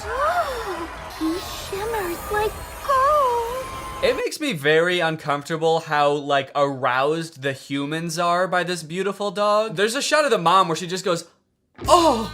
It's like, holy shit, calm down, dude. It's a pretty dog and that's that. Actually, not even a pretty dog. I don't really even like the way that dog looks. So Zeus is like a bad, evil dog. And while Guy is out of the room, right before the dog show starts, Zeus convinces Marmaduke to eat like all of the food at the banquet that's supposed to be for the banquet after the dog show. And this part is very disturbing. Oh, Marmaduke, you idiot! How are you gonna perform, dude? How are you gonna compete? You can't even walk. This is where the movie gets gross. The sound effects of his, like, gurgling belly make me want to throw up. Then he somehow becomes skinny by farting once. I guess he farts out all the food in one foul fart. And when I say foul fart, that shit does look foul. When he did that, I was like, wait, holy shit, he can do that? Marmaduke has the ability to fart out food that he just ate, like all of it. But then it's even more confusing because he gets onto the floor at the dog show and all of a sudden, like, plumps back up again and starts farting some more. And it's like, so where did the food go? Did the gas enter him again and become food again? Was he actually just sucking in? What is happening? Did he fart the food out or not? What are you doing? I gotta go. What the fuck is going on? This is so gross. That's it. I'm never smelling a dog's rear end again. Me too, brother. Gotta go, Marmaduke. Then it only gets worse. Marmaduke flies through the air, lands on the trophy for the dog competition, and he farts, and he shits, and he farts so hard that I thought he might be dying. He gets onto the trophy and, like, goes from plump to shriveled up like a raisin. He shrivels up into a little doggy skeleton. The dog is very sick. The dog should be rushed to the hospital immediately after this, actually. The cloud of his fart gas, like, envelops the entire crowd. People are screaming. I think he might have killed people, honestly. This is just an awful scene. I don't know why the writers thought that this would be fun. For anyone, even for kids, it's like, is your dog pooping in the wrong spot ever that funny? I don't think I've ever, like, come home and my dog is, like, pooped somewhere she wasn't supposed to and been like, that's hilarious. That's actually good one, Sunday. Dude, you fucking killed it. I should be mad, but that's actually mad funny. To be fair, if I did have, like, a comically big trophy in my house and I came home and the dog had pooped in the trophy, that actually might be kind of funny. But not if she was also like sitting on top of the trophy as like a shriveled up skeleton and my house was full of noxious gas. That was a disgrace. Congratulations, Phil. You've discovered a new breed of dog. The Not-So-Great Dane. Not-So-Great Dane is actually a pretty light roast considering Marmaduke just like detonated a chemical weapon at a dog show. You sent 30 people to the hospital, Marmaduke. At least call him a Shih Tzu or a Fartsu. Hey, guys. Watch out. It's El Stinko. At first when I watched this, I was like, oh really? The cheerleaders at the local middle school were following like the dog competition news over the weekend? Dog shows are that popular, really? They just happen to be watching? But then I realized, no, this was probably on the news. If this happened in real life, it would be on the news. She shares a home with Scooby-Poo. Yeah, did you see the pile of dead birds? It's actually not that funny. That area is permanently off limits to all life. Anyway, Marmaduke has pretty much brought disgrace to the family. Our dog's a loser. He's not a loser. This movie's getting kind of dark. This is a really somber, like, middle section of a children's movie. He's not a loser! It just turns into Marriage Story. Marmaduke is a Great Dane! Then come to find out that the trainer has actually billed them for all of the training, and it's like a shit ton of money. They go through the list, and it rolls by in this like Star Wars style credit roll, and it's meant to fly by really fast so you can't read anything, but I paused it just to like look through what some of it is. Some of the items on this list are more than the $1 million they would have won at the final dog show. There's things for $29,000, $35,000, $1.4 million. Also kind of of a funny detail. The writers, I guess, couldn't come up with enough things to actually make the list that long. So they just literally copied and pasted the same chunk over and over. So if you just play it, you'll see like the same thing worth $1.5 million over and over in this list. And it's like, you couldn't just keep coming up with different numbers at least?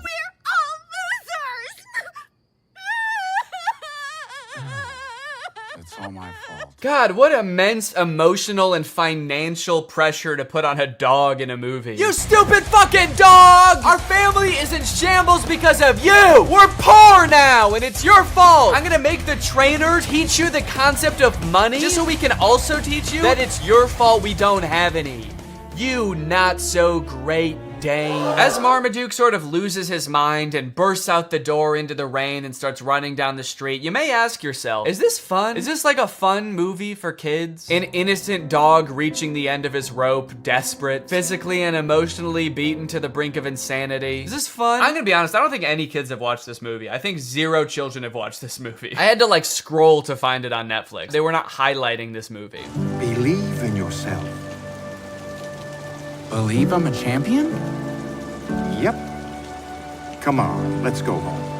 Marmaduke shows up at Guy's house and is like, will you train me again, please? I messed up. And Guy is like, no, you are not a champion. So Marmaduke is like, you know what? Screw it. I don't need you. And he decides to set off on a journey to show him what a real champion can do. He runs to China, and then he runs to Egypt, and then he swims in the ocean, and then he goes home. And I guess that's pretty much all the training he needs. I don't know why he is still so focused on the dog show after that. Marmaduke's like, yeah, I climbed to the top of Mount Everest and then swam to the bottom of the ocean so that I could hopefully compete in an obedience competition at a regional level. I hope that I do okay. It's like, no, all of the things you did just then are like infinitely more impressive than a dog show. At least that's what I thought until we get to the dog show and we see what other dogs do during the talent portion.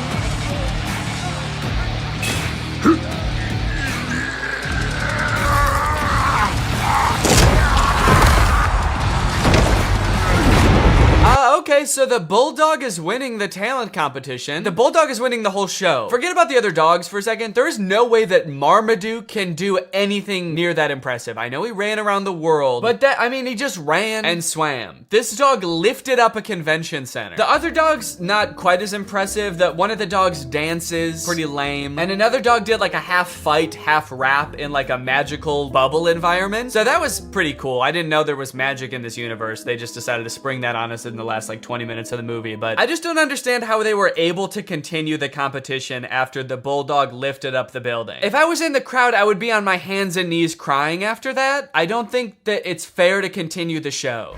Look deeply into the golden fleece of my Zeus.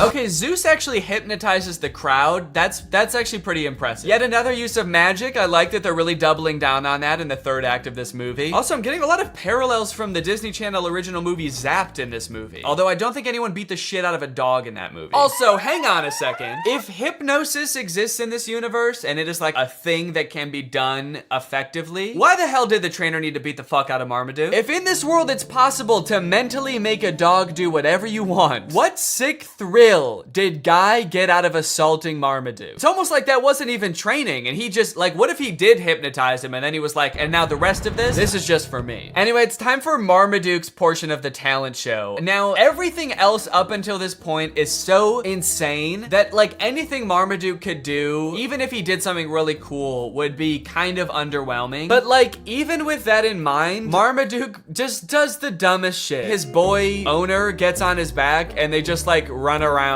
the stadium. I'm sorry, Marmaduke, but that was not impressive at all. We literally all just saw magic happen. We saw a bulldog lift up a building. I know I keep mentioning that, but that was insane. We all just saw an entire crowd get hypnotized by a creepy blonde dog, and Marmaduke's like, yeah, but can you do this? Are you trying to bankrupt your family, Marmaduke? Because that's what's gonna happen if you keep this shit up. Are you trying to destroy your family's lives? You're going to. Keep dicking around on the ground like that with no talent, and you're gonna destroy their lives. It's happened before, it'll happen again. Okay, little plot twist happens at the end of the dog show. Zeus, the beautiful dog, wins. Obviously, he hypnotized the judges, so we kind of thought that was gonna happen anyway, but it turns out that one of the judges is actually Zeus's trainer in disguise, so he gets disqualified from the talent competition. I kind of feel like it was pretty dumb of him to do that because he had a shot at winning anyway. It's not like he was like a total underdog. Dude was basically an overdog. He was actually bound to win. He hypnotized everybody. That trophy's mine. I'm supposed to be champion! Zeus gets all pissed off and charges Marmaduke, and Marmaduke dodges it, but Zeus hits like a camera crane and it falls over on Marmaduke. Marmaduke! Uh-oh. Uh-oh. That's actually a really funny thing for a cartoon dog to say right before he fucking dies. Uh-oh. And then he actually dies. Marmaduke, buddy, talk to me. Is Marmaduke gonna die? Please, boy. Be okay. Is Marmaduke dead? Marmaduke was a good dog. What the fuck, dude? We will miss you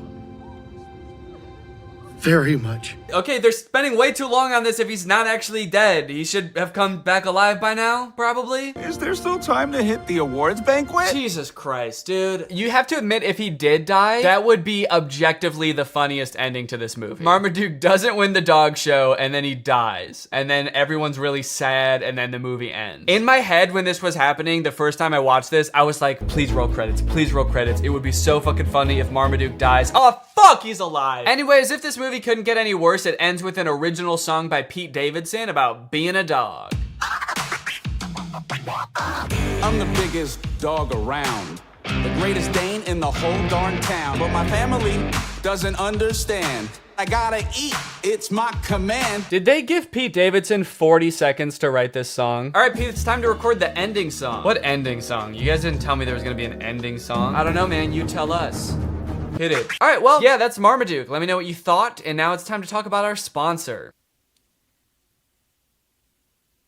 Hello. Guys, did you know in the US it's legal for your internet service provider to sell your data to other companies? They can sell it to ad companies. Heck, they can sell it to whoever they want. This seems pretty screwed up to me. I don't know why this is legal, but what I do know is that Marmaduke is probably responsible. Luckily, today's sponsor, ExpressVPN, puts a stop to this by rerouting 100% of your network traffic through their secure encrypted servers. Those are servers that are both secure and encrypted. ExpressVPN also masks your device's unique IP address, making it much more difficult for like big tech companies or advertisers or really strong dogs from tracking you and matching your activity back to you so they can collect your data. There's a ton of great reasons to use ExpressVPN. You can unblock content that's not available in your country. For example, the movie Whiplash is not available on Netflix in the US, but with ExpressVPN, if you change your server location to the UK, it is available. They have 24/7 customer support, the fastest speeds, consistently faster than other VPNs, and it's easy to use. You can fire it up and get going with just one click. I've got ExpressVPN on my computer and my phone, pretty much every device that can have it in my house. So find out how you can get 3 months for free by visiting expressvpn.com/Danny Gonzalez. That's expressvpn.com/Danny Gonzalez. Thank you to ExpressVPN for sponsoring this video, and thank you to you guys for checking out our sponsor. Please get out from under my desk. All right, guys, thank you for watching this video. If you're new here and you're not subscribed yet, make sure you subscribe and turn on my notifications to join Greg. Is that in focus at all? Greg, join Greg. Greg is what I call my fans here on YouTube, my fan base, my audience. But we're more than that, you know? We're a family, we're an army. We are one guy named Greg. So if you want to join, then turn on my notifications and subscribe, and I'll see you guys next time. Bye-bye. What's up, Greg? I hope you're having a very spooky October. So I mentioned this last year in a tweet and also in the description of Spooky Man, but I know not everybody saw it, so I wanted to make this video filling you guys in. There will be no new spooky song this year or ever again. I'm sorry, I know a lot of people look forward to them. I made Spooky Boy in, gosh, 2017, and at the time I thought it was just gonna be kind of a fun one-off song to spread a little bit of holiday cheer for my favorite holiday, and people enjoyed it. And to my surprise, the next year I started getting requests to do a sequel, which I was not expecting, because I don't know if songs usually get sequels, and maybe that should be more of a thing. Imagine Super Bass 2 epic bass. But anyway, I made a sequel for Spooky Boy, and then I made another one, and before I knew it, it was kind of like a little spooky tradition that every year I would make a spooky song. But I don't know if you've ever tried writing more than 4 songs about the exact same thing, but it's hard. And don't get me wrong, I'm still a spooky person, okay? I haven't abandoned the spook. But at this point, I kind of feel like I've just written the same song 3 times and then another time, but sexy. And I just kind of feel like I'm out of spooky bars. I'm out of clever Halloween puns. I'm out of catchy Halloween melodies. And trust me, I've experimented with a ton of different spooky song ideas, but just none of them hit the same. In fact, as a little goodbye to this yearly spooky tradition and the spooky saga as a whole, why don't I show you a few of my rejected spooky songs? Man, look at all these spooky songs. There's a lot of memories in here. And I really did try everything. I mean, look at Spooky Lad. I'm actually a spooky lad. I've got a spooky mum, a spooky dad. I've got a spooky cup of spooky tea. I dressed as a spooky queen for Halloween. Man, that was a trip. Some of these I don't even remember. Spooky goofball? What is that? I'm a spooky goofball, spooking through the night. I'm a spooky goofball boy. Fuck with me, I'll give you quite a fright. Yeah, I don't even know how that could have been a full song. Also, it didn't feel spooky, really. It just felt silly. Oh man, Spooky Girl? That was a special one. My spooky world just don't spin around without you. My spooky boo. And every Halloween I don't go looking for tricks and treats. Oh no, this Halloween I just need my spooky girl. I guess that one doesn't really fit because that's talking about someone else. It's not even talking about me. I'm not the spooky girl. Now Spooky DJ on the other hand, that shit slapped. It's a spooky party, yeah. And I'm a spooky DJ. I play the spookiest tracks. It's a spooky party, a spooky party. Nobody's having fun cause my songs are too spooky. Everybody's terrified. So thank you guys for enjoying the spooky songs. I did really enjoy making them, and you know what? Even though I'm not making any more, you can still listen to the whole spooky saga. Those songs aren't going anywhere. And you know what? They're probably way better than any spooky song I could possibly make now because I'm all out of ideas. So go ahead and throw them into a playlist, listen to them all October long, and even after that too, because a real spooky boy is spooky all year round. And yeah, happy Halloween! What's going on with hypnotism? On one hand, I've heard it's real, and I've seen some incredible videos of people like forgetting their own names under hypnosis. So what's your name? But on the other hand, if it is real, I feel like we're all very nonchalant about that fact. Like, there are just people out there that can take over your mind for a little bit. How does that work? I especially want to know what's it like to be the person getting hypnotized. Give me an interview with the person who just forgot their own name. What happened to you? Anyways, I'm gonna try to get hypnotized like 3 different ways to find out if hypnosis is real and what it feels like. Y'all wanna come?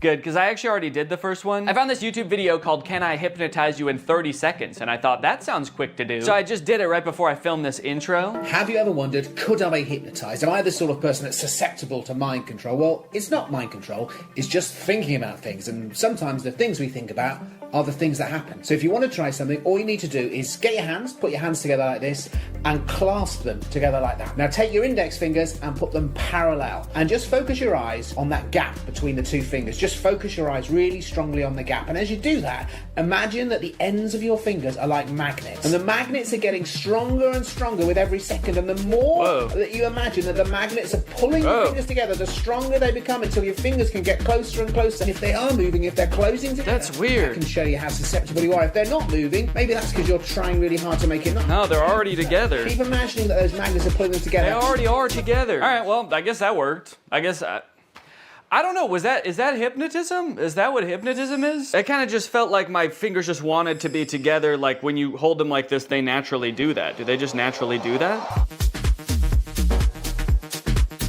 No, I guess I can hold them like this just fine.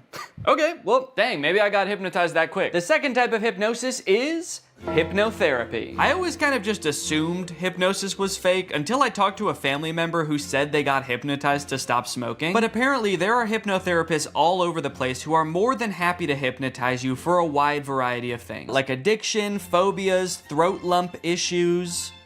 Bad karma won't go away. These are real ones from actual hypnotherapist websites. As for myself, I'm hoping to get hypnotized to cure my lifelong battle with my nails. I've bitten my nails as long as I can remember. I hate it. Laura hates it. I bite my nails so much I chip my tooth. So hopefully this guy can fix it or at least replace it with like a healthier habit like smoking. I really want this to work, so I've intentionally like not looked up much about hypnotherapy because my instincts tell me it's one of those things that you have to like fully buy into, and I don't want to read something that makes me doubt it. So the only thing I know right now is that I'm going to be paying $450 over 2 sessions to get hypnotized via Zoom.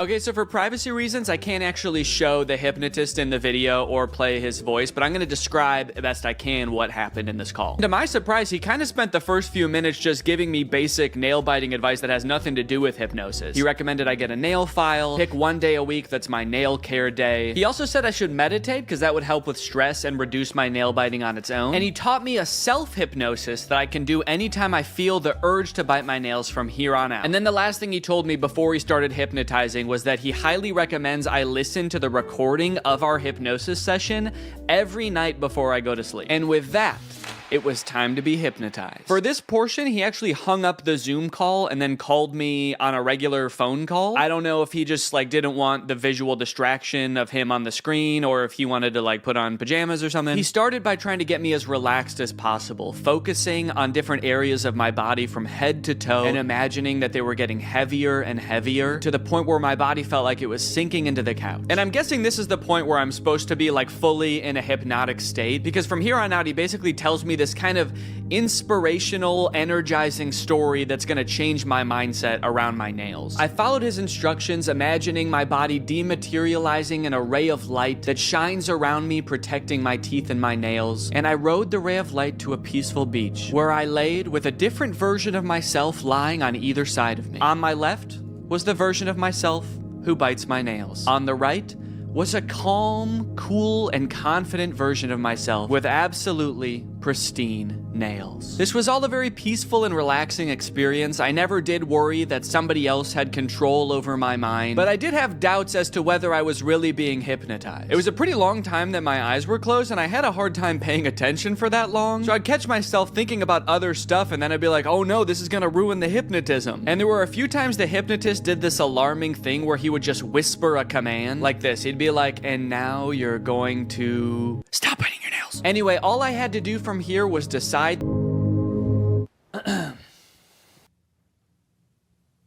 I'm fucking cured, man. That night, I tucked myself into bed and listened to the hypnosis recording as instructed, which did feel a little silly given that the session had only ended like 30 minutes ago, but hey, maybe getting hypnotized back to back will make the effects even stronger. Again, I did feel very relaxed during this recording, but I still didn't know if I could say I was hypnotized. Good night. The next morning, however, I did notice that I wasn't really biting my nails or really even looking at them. Maybe it was just in my head, but they looked hard, like actually unpleasant to bite. Was I really hypnotized last night, or was I just discovering the placebo effect? I don't even care. I squealed with delight and got to work, filming for a different video I'm working on right now, enjoying my new non-nail biting self. Oh wait, what the hell?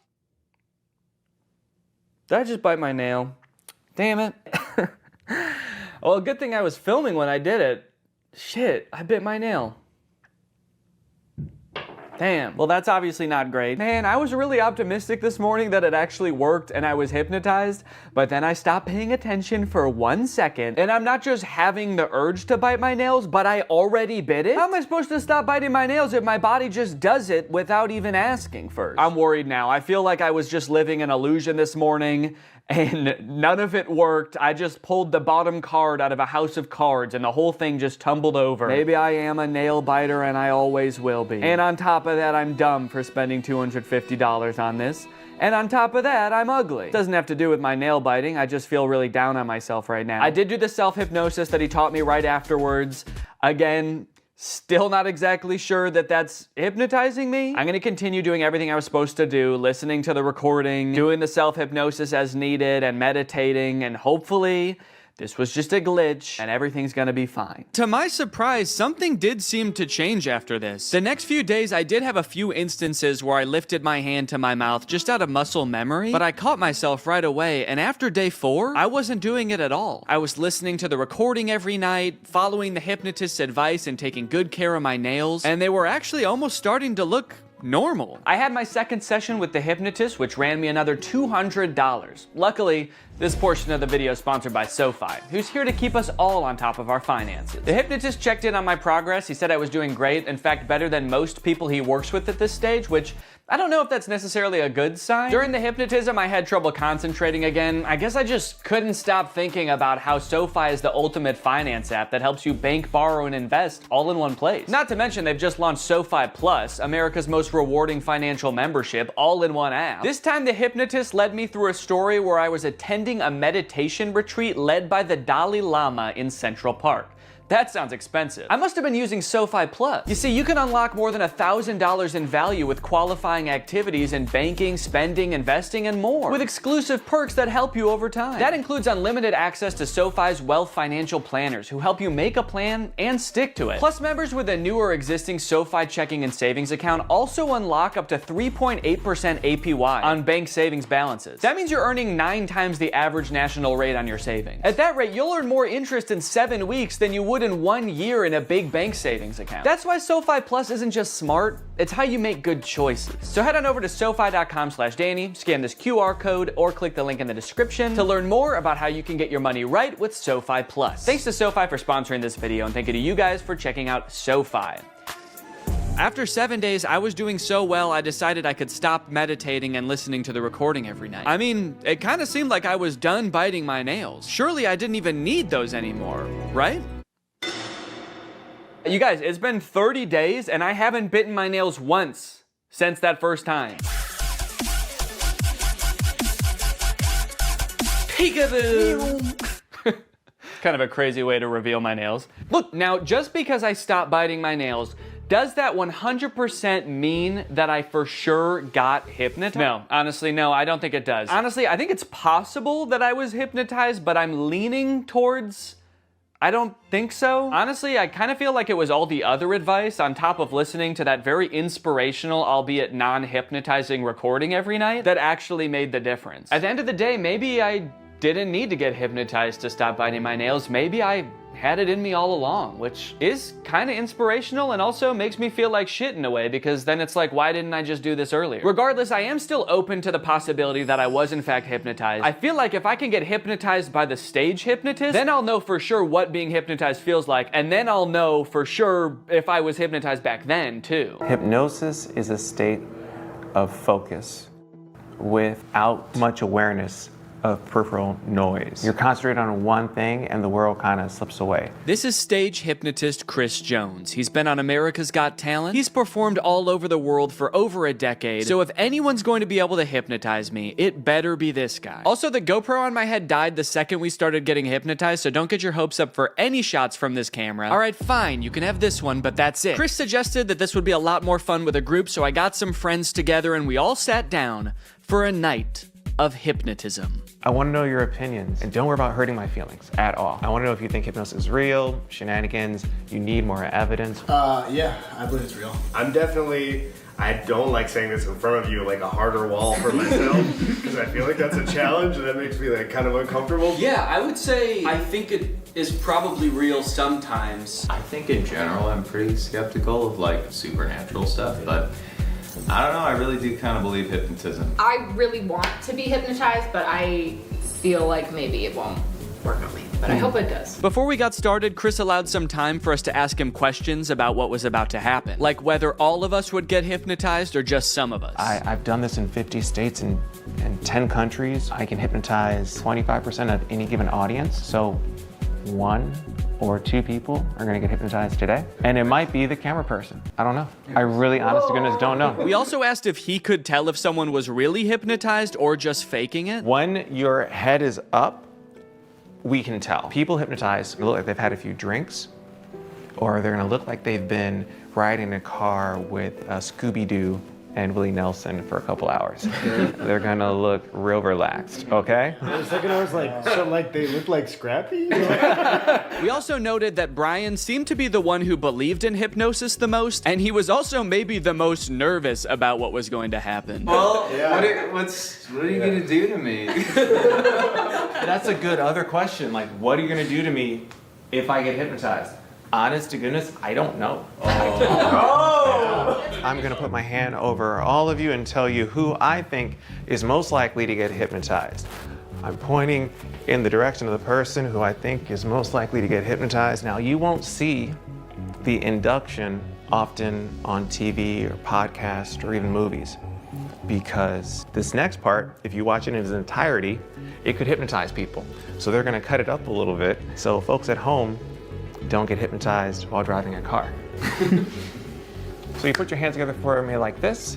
The induction lasted a few minutes, and just like the hypnotherapy, it seemed to involve getting us really relaxed. So there's different strategies getting someone hypnotized. I have you focus on my voice and your breathing. So take a gentle breath in. And it seemed to rely really heavily on using our imagination. Like he had us imagine that our fingers were pulling together with magnets. And you can whisper the words to yourself or out loud. The word is magnets. 1, 2, 3, magnets. And then I see who's the best candidate. The best personality.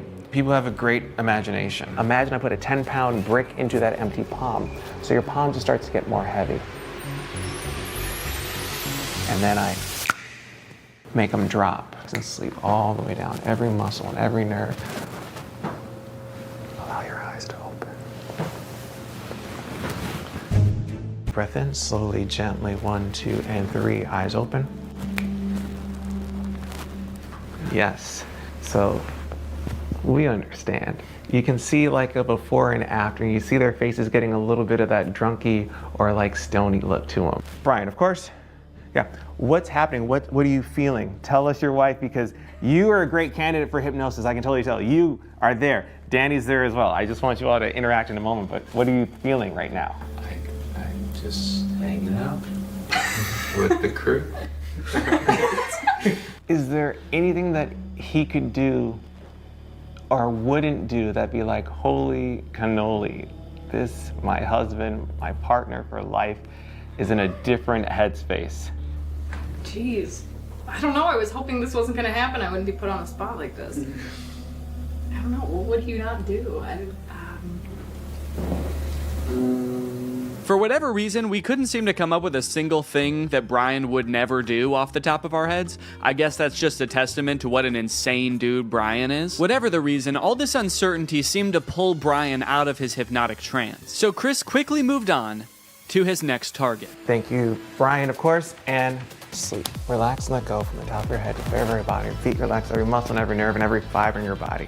In a moment, I want you to picture and feel in your mind's eye that you again are holding on to a helium balloon. So make that right fist strong now. Make a fist and let that balloon I tie after your wrist pull higher and higher towards the ceiling, and it's gonna extend now. Let that entire arm extend up towards the ceiling.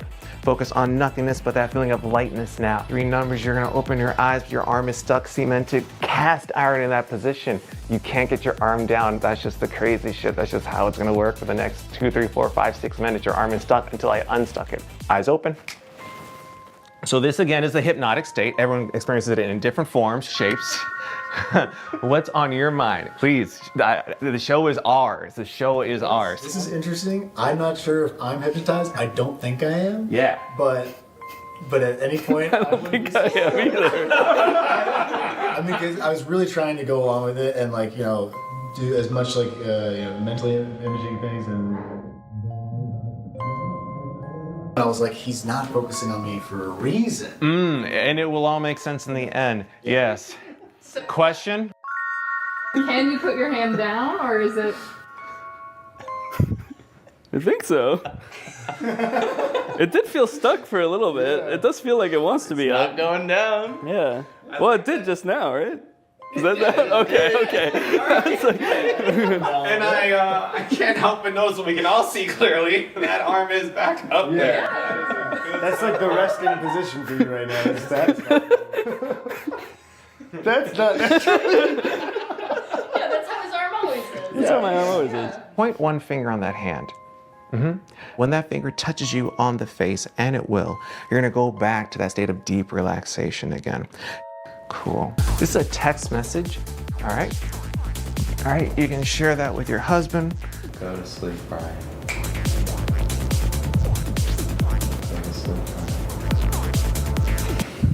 Great, great. Sometimes you get some folks. Okay,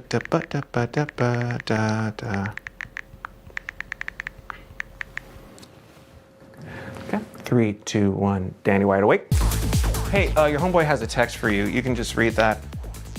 Go to sleep, Danny.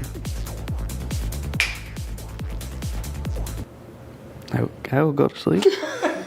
Okay, clearly the dynamic changed here a little bit, and I'm still not exactly sure what happened, but somehow both Brian and I got snapped out of whatever might have been going on. But I feel bad. I heard you guys all leave. That's fine. I didn't know if I was supposed to stay asleep or what. That's all right, good morning. So even though it wore off pretty quickly, I think we can all agree by the look on my face, I was in some different kind of mental state, at least for a little bit there. So is hypnotism real? Maybe so. What does it feel like? Well, just ask Danny from right after the hypnotist left. I'm curious, did it seem like I was hypnotized? Yes. Okay. A little bit. Because I feel like I don't really think I was.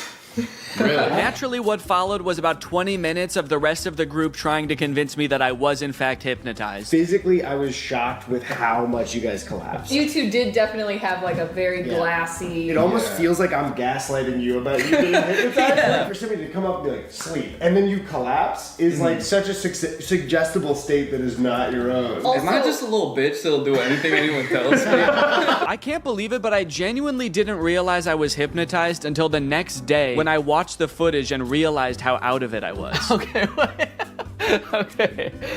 No, maybe I see a little bit of what he was talking about there. I do look a little bit out of it, actually. I guess in the end, hypnotism is real, but it doesn't feel at all how I thought it would. It kind of just felt like I was very relaxed, maybe even a little bit tipsy or like dazed. It honestly felt kind of good, and I think you can tell I was a little extra giggly. Hey, look, it says all those things on Google too. That's crazy. I didn't have to make this video at all. Now that I know what it's supposed to feel like, I guess I could say it's possible that I really did get hypnotized to stop biting my nails too. I just didn't understand what it was supposed to feel like. But I still don't know that I recommend it for the $450 I ended up paying, especially when there's a bunch of free hypnosis sessions on YouTube you could probably just try. Damn, I can't believe I'll never bite my nails again.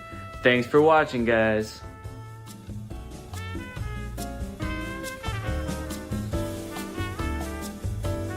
To the average person, it might look like I'm about to commit shoplifting, as I place item after item into my shopping cart and then leave without checking out, scanning my items, or talking to anyone. But I'm not shoplifting.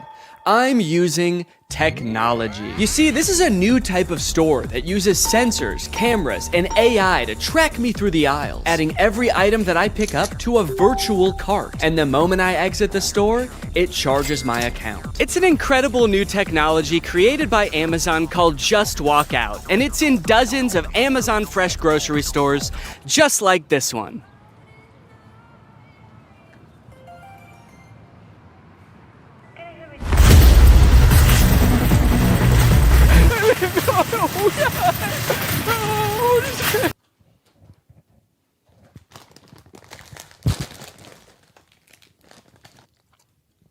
I'm not just gonna not eat them. Okay, anyway, where was I in the script before I became a criminal? Oh yeah, they're an incredible new technology. They're called Amazon Fresh Stores, and they are a gigantic lie. You see, while Amazon was touting these stores as a cashierless solution that allowed them to use AI to cut out all of the on-location workers, it turns out what it really meant by AI was anonymous Indians. Amazon's Just Walk Out stores relied on 1,000 people in India watching, not AI. So it turns out that even though they started implementing this technology in stores in like 2016, as of 2023, Amazon still needed 1,000 people in India reviewing about 70% of all orders to make sure that it worked. In other words, it didn't work. It's just crazy because like, why did they lie, you know?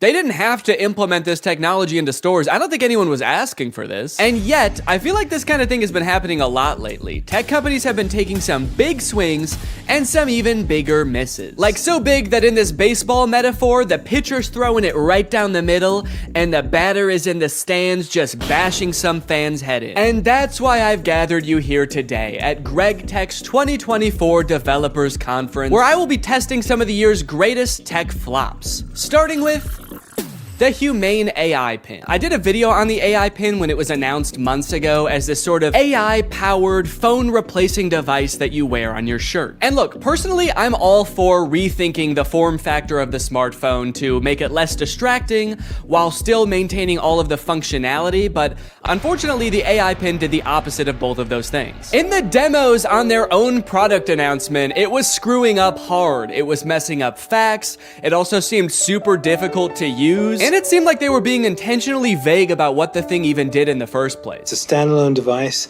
and software platform. It seemed like the type of thing that literally only a sucker could buy.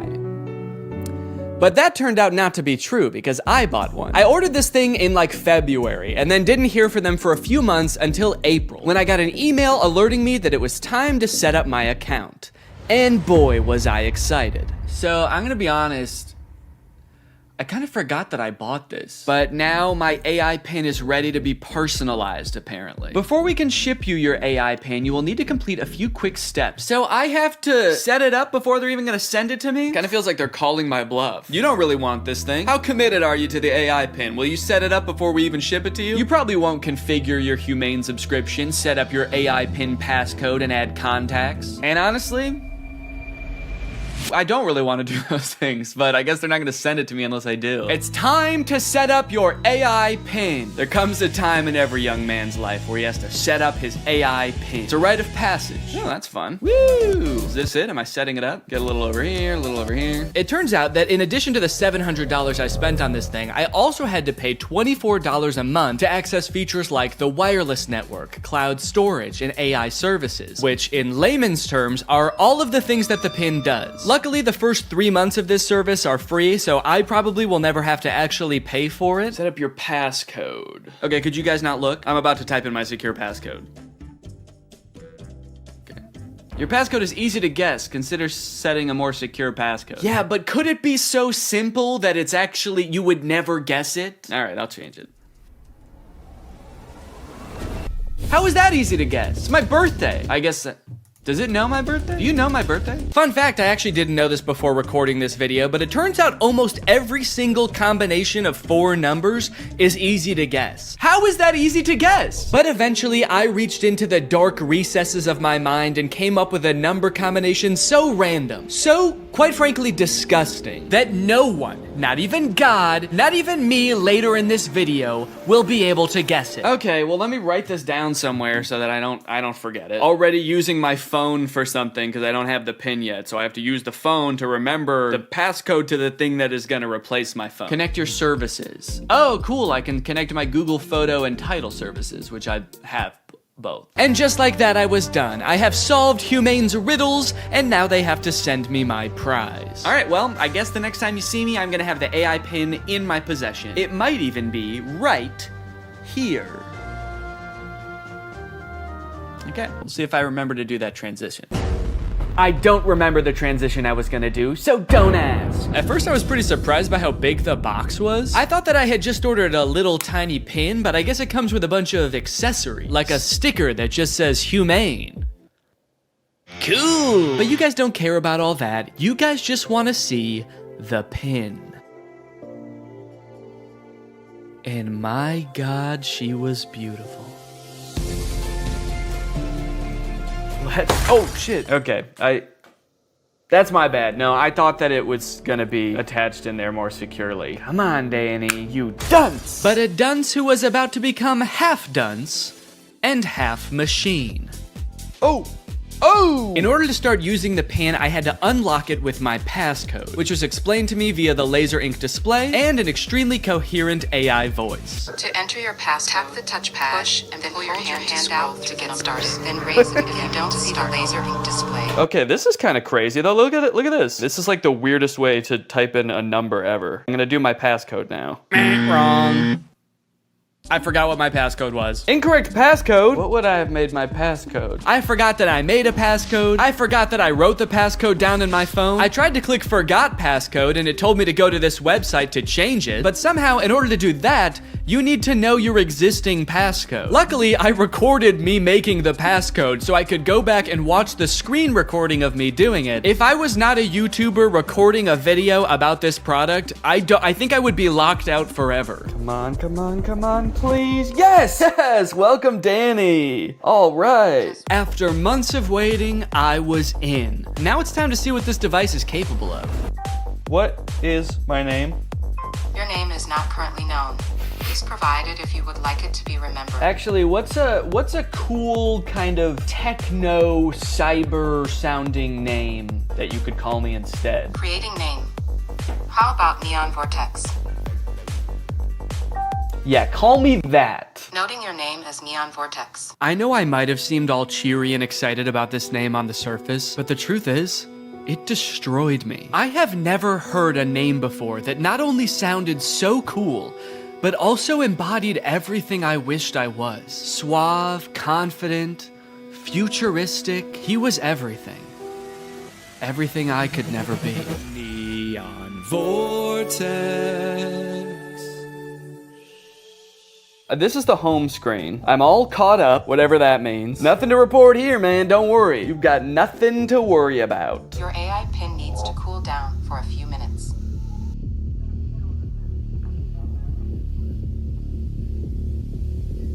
What? Yeah, so apparently it does that. Like a lot. If you use the display for more than 10 minutes, or the pin is in close proximity to a heat source, such as, I don't know, the human body, then it'll shut itself down so it can cool down for a few minutes. But hey, man, that's fine with me, you know, that just gives me more time to think. To think about him. The next day, I decided to put the pin's basic phone functionality to the test. Things like calling, texting, navigation. Since this thing is essentially supposed to replace your phone, it should be pretty convenient to do all this stuff on the pin. It should be. The weird thing is it seems like you can't make any changes to the pin on the pin itself for some reason. So if you want to change any settings or add contacts, which I needed to do to test this as a phone, you have to use Humane's web portal on an inferior device like a computer or a phone. Gross! Not a great start for the pin, but now that I have done that, I should hopefully never ever have to use one of those ancient relics again. It's just one flashing green speck over here. I guess the laser ink display is already kind of messed up. Probably not a good sign for this technology, but you know what? This is a new thing, this whole laser ink display, so I will, whoa. Cowboy Carter, time to strike a match and... What am I playing? Beyonce? And Dolly Parton. Don't know how I started playing that. Guess that's just a feature. If you make just the right gesture, it'll start playing the newest Beyonce song that exists. All right, let's start off by trying a phone call on this thing. I'm gonna try to call my wife Laura to tell her that I miss her. Call my wife. I'm sorry, I couldn't find a contact for my wife. Okay, fair enough. It doesn't know who my wife is, so I'll just tell it. If I tell you who my wife is, will you remember? Your AI pin can remember who your wife is if you provide the information. Excellent. So I told it, my wife's name is Laura. Please remember this. It's very important to me. Updating memory. Noting that your wife is Laura. I wish people said that every time you told them something important. Updating memory. Yo, what's up, dude? My name's Paul. Updating memory. Analyzing Paul. Great, so now we're both on the same page. My wife is Laura, and I want to call my wife. So now it will call Laura, right? Call my wife. Multiple matching contacts. Which one do you mean? Laura Fuexlow or Claire?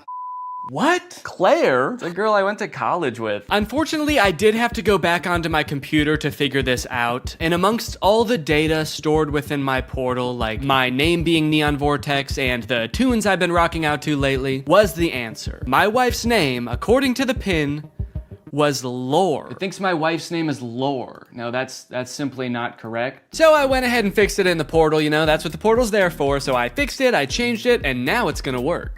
Call my wife. There are multiple matching contacts.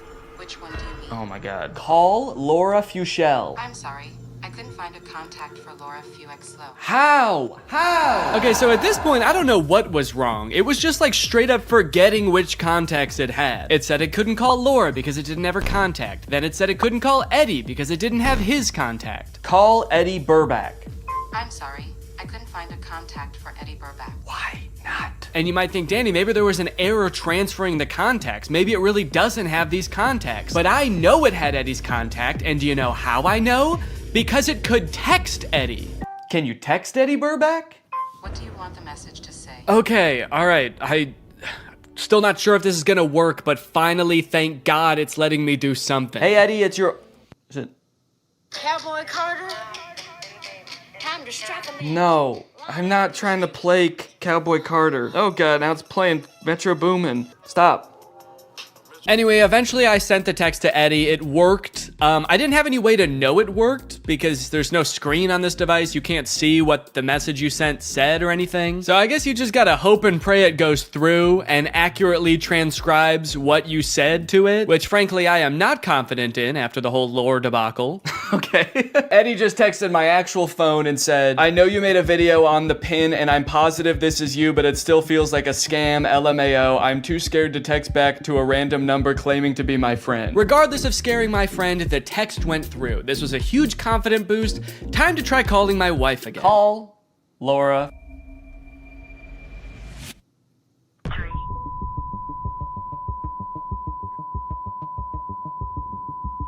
What? What is... Message has been recorded. Record your message after the tone. Oh, whoa. Simply hang No, up no. when done. Or for delivery Hang up. options, press the pound sign. I don't want to play like that. I don't want to play Metro Boomin. Hang up. Am I still recording a message? Cancel. I've been on the phone with her for a minute. Hang up.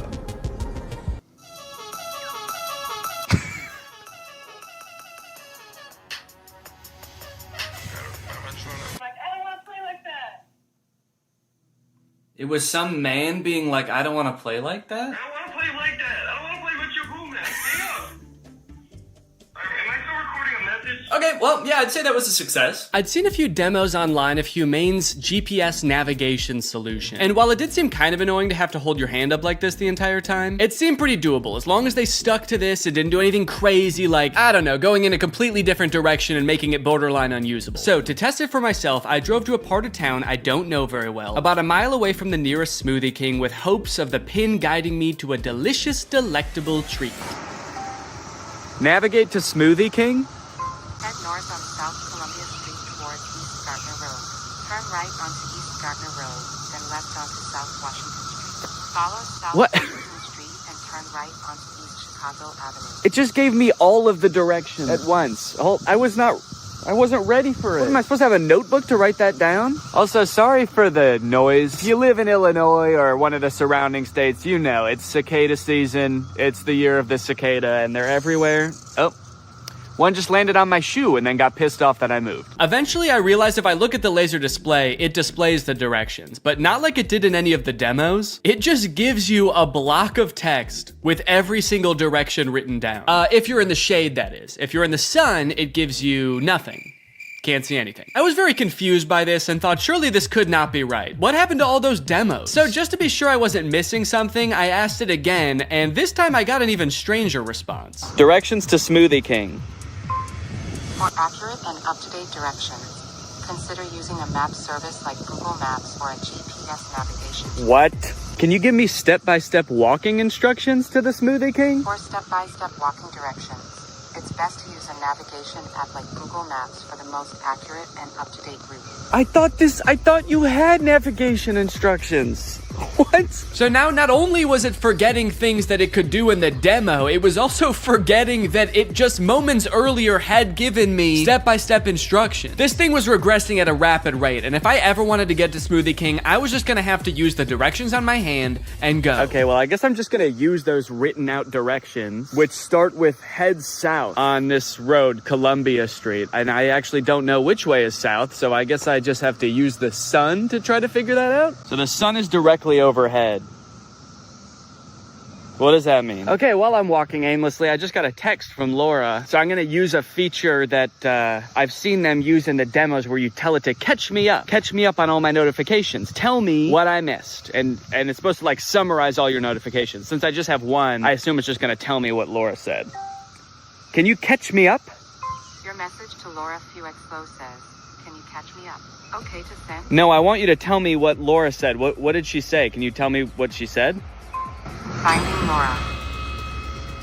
Finding Laura? Laura asked, okay, hello, what we thinking about lunch? Oh no, guys. I told Laura that I was having a smoothie for lunch, and now she's saying that she wants a smoothie for lunch too, and I didn't have the heart to tell her that I was just meandering aimlessly down the street with no clear end in sight. And I told her I would get her one, which means I'm on a time crunch now. So that's when I had to kick it into high gear. Walking under the beating sun, through a sea of cicada corpses, I trudged, and I trudged. Then I realized I had been walking the wrong way for 10 minutes, so I trudged the other way. And after about 35 minutes, I finally made it. I got my smoothies.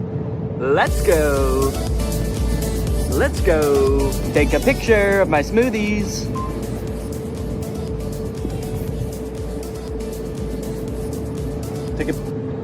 Yeah, I don't know if it took the picture. All right, gang, now that Papa's had his smoothie, it's time for a smoothie-fueled lightning round. Enough about practical functions. Let's see if this thing can have some fun. First, can it do bizarre music prompts? Play music written by YouTubers named Danny. Wow, I don't think my music has ever sounded quite this bad. Yes! Can it detect food like in the commercials? Can I eat this? Yes, you can eat the mandarin orange. Yes! Unless it's a tomato and you hold it so I can't see the stem, in which case it thinks it's a red ball. It's a red ball. No, you cannot eat it. Oh, what are you, my mother? I'm eating the red ball. Not safe to eat the red ball. Please reconsider. Can it prevent me from eating too much salt? No, you cannot eat the salt directly. It's meant to be used in small amounts to season food. Yes! Can I buy things like in the demo? What is this book? Okay, by this point I probably just could have read the title. Titled The Sneetches and Other Stories. How did it know? Okay, buy it. Purchasing is not supported. No! But most importantly, can this AI be sweet to my dog? You can be sweet to the dog by petting it gently, giving it treats, speaking to it in a calm and soothing voice. I'm happy to report that yes. Yes, it can. It's a good boy. And here's a treat. Good boy. You know what? Now this isn't so bad. This is just petting a dog. This has nothing to do with the AI pin. Does anyone want to buy this from me? It's, really good. Over the past few months, Mark Zuckerberg has been hopping on the AI bandwagon hard, adding AI features to all of Meta's apps, most notably perhaps in Instagram, where you can't even go to the search bar without Meta's AI trying to suggest searches to you. Sorry, do you think that I came to the search bar because I knew I wanted to search, but I didn't know what for? That's not how searching works. They've also released a bunch of chatbots in Instagram. I like using the word release there because it kind of sounds like a tech product is being released onto the world, but it also kind of sounds like they're unleashing a horde of monsters upon us. They've released the AI chatbots! Oh fuck, that one looks like Mr. Beast! This is really awesome, you know? Personally, for me, one of my favorite things about social media is that it started out as a way to connect with each other, but ended up actually making people feel more lonely. So Meta's solution was to use algorithms and manipulate people's emotions to make them even more addicted to the platforms. But then that didn't work either! So now their much better solution is to replace what little human interaction we already got on these platforms with chatbots that look like Mr. Beast for some reason. And I think this is really gonna fix this whole system right up. So I'm very excited to get into these Meta chatbots, but first, I have a very special announcement because this video does have a sponsor, and it is the Pokemon Company International. Guys, this summer in Pokemon Unite is gonna be incredible. You got Ho-Oh sweeping in, and you can snag it for 0 cost. You also have a very cool looking Dark Lord style Charizard Hollowware, which is so cool, and I wish somebody would call me Dark Lord style just once in my life. This summer, you could catch me roaming around the gamer world. My trainer's name is Danky Gonky. Go ahead, hit me up, add me to your squad, let's go and do some battles together. There's a challenge called called the Divine Forest Challenge that lets you trade for a Ho-Oh's license. And guys, let me just tell you, Ho-Oh's no joke. Bringing back defeated allies with its Unite move, Rekindling Flame. You got other sick moves like Sky Attack, Fire Spin. You're gonna be unstoppable with this thing. This game is just busting at the seams with gifts, daily free prize machine ball throws that promise a Hollowware treasure. So if you want to hop into the game, click the link in the description, get into the Pokemon world, and make this a summer to remember. Again, click the link in the description to get Unite today. It's totally free to start on iOS, Android, and Nintendo Switch. And now let's talk chatbots. I'm still actually not sure what the point of adding these chatbots into Instagram is, so I asked it, what can you do? To which it responded that it can help in a variety of ways, from helping to plan a vacation to creating art, which is actually kind of a crazy coincidence because those are the exact two things that I would literally never want an AI to do for me. It went on to say that its strengths are answering questions, generating text and images, and just chatting. But at this point, all I could think about was the fact that it told me it could plan a vacation. I thought there was no way it could actually do that. And I was right. Can you help me plan a vacation? I'd be happy to help you plan a vacation. To get started, I'll need to know a few details from you. Here are some questions to consider. Where are you interested in going? How long do you have for vacation? What type of vacation are you looking for? What is your budget for the trip? Are there any specific activities? Do you have any preferences for accommodations? So I'm gonna say I wanna go somewhere fun and tropical, a nice getaway for me and the family. I'd like to stay at a hotel for 5 days. With all of this information, it suggested a few tropical getaway locations like Hawaii, Cancun, Phuket. But then it said something that I did not expect. It says it can also help me with booking flights and hotels. How can Instagram book me a flight? I'm calling its bluff. I actually don't think this has the capability to do that because why should it and why would it? So I'm gonna say, okay, book me a flight for next week to Cancun and book the hotel. For flights, I recommend checking out websites like Expedia, Kayak, or directly on airlines websites such as American Airlines, Delta, or United. Yeah, great idea. That's what I would have done anyway. That's like if I went up to an old lady who needed help crossing the street and I said, "Excuse me, ma'am, can I help you cross the street?" And she said, "Oh, thank you, young man, that would be lovely." And then I said, "All right, just put one foot right in front of the other until you get to the other side." And then I gave her a little shove,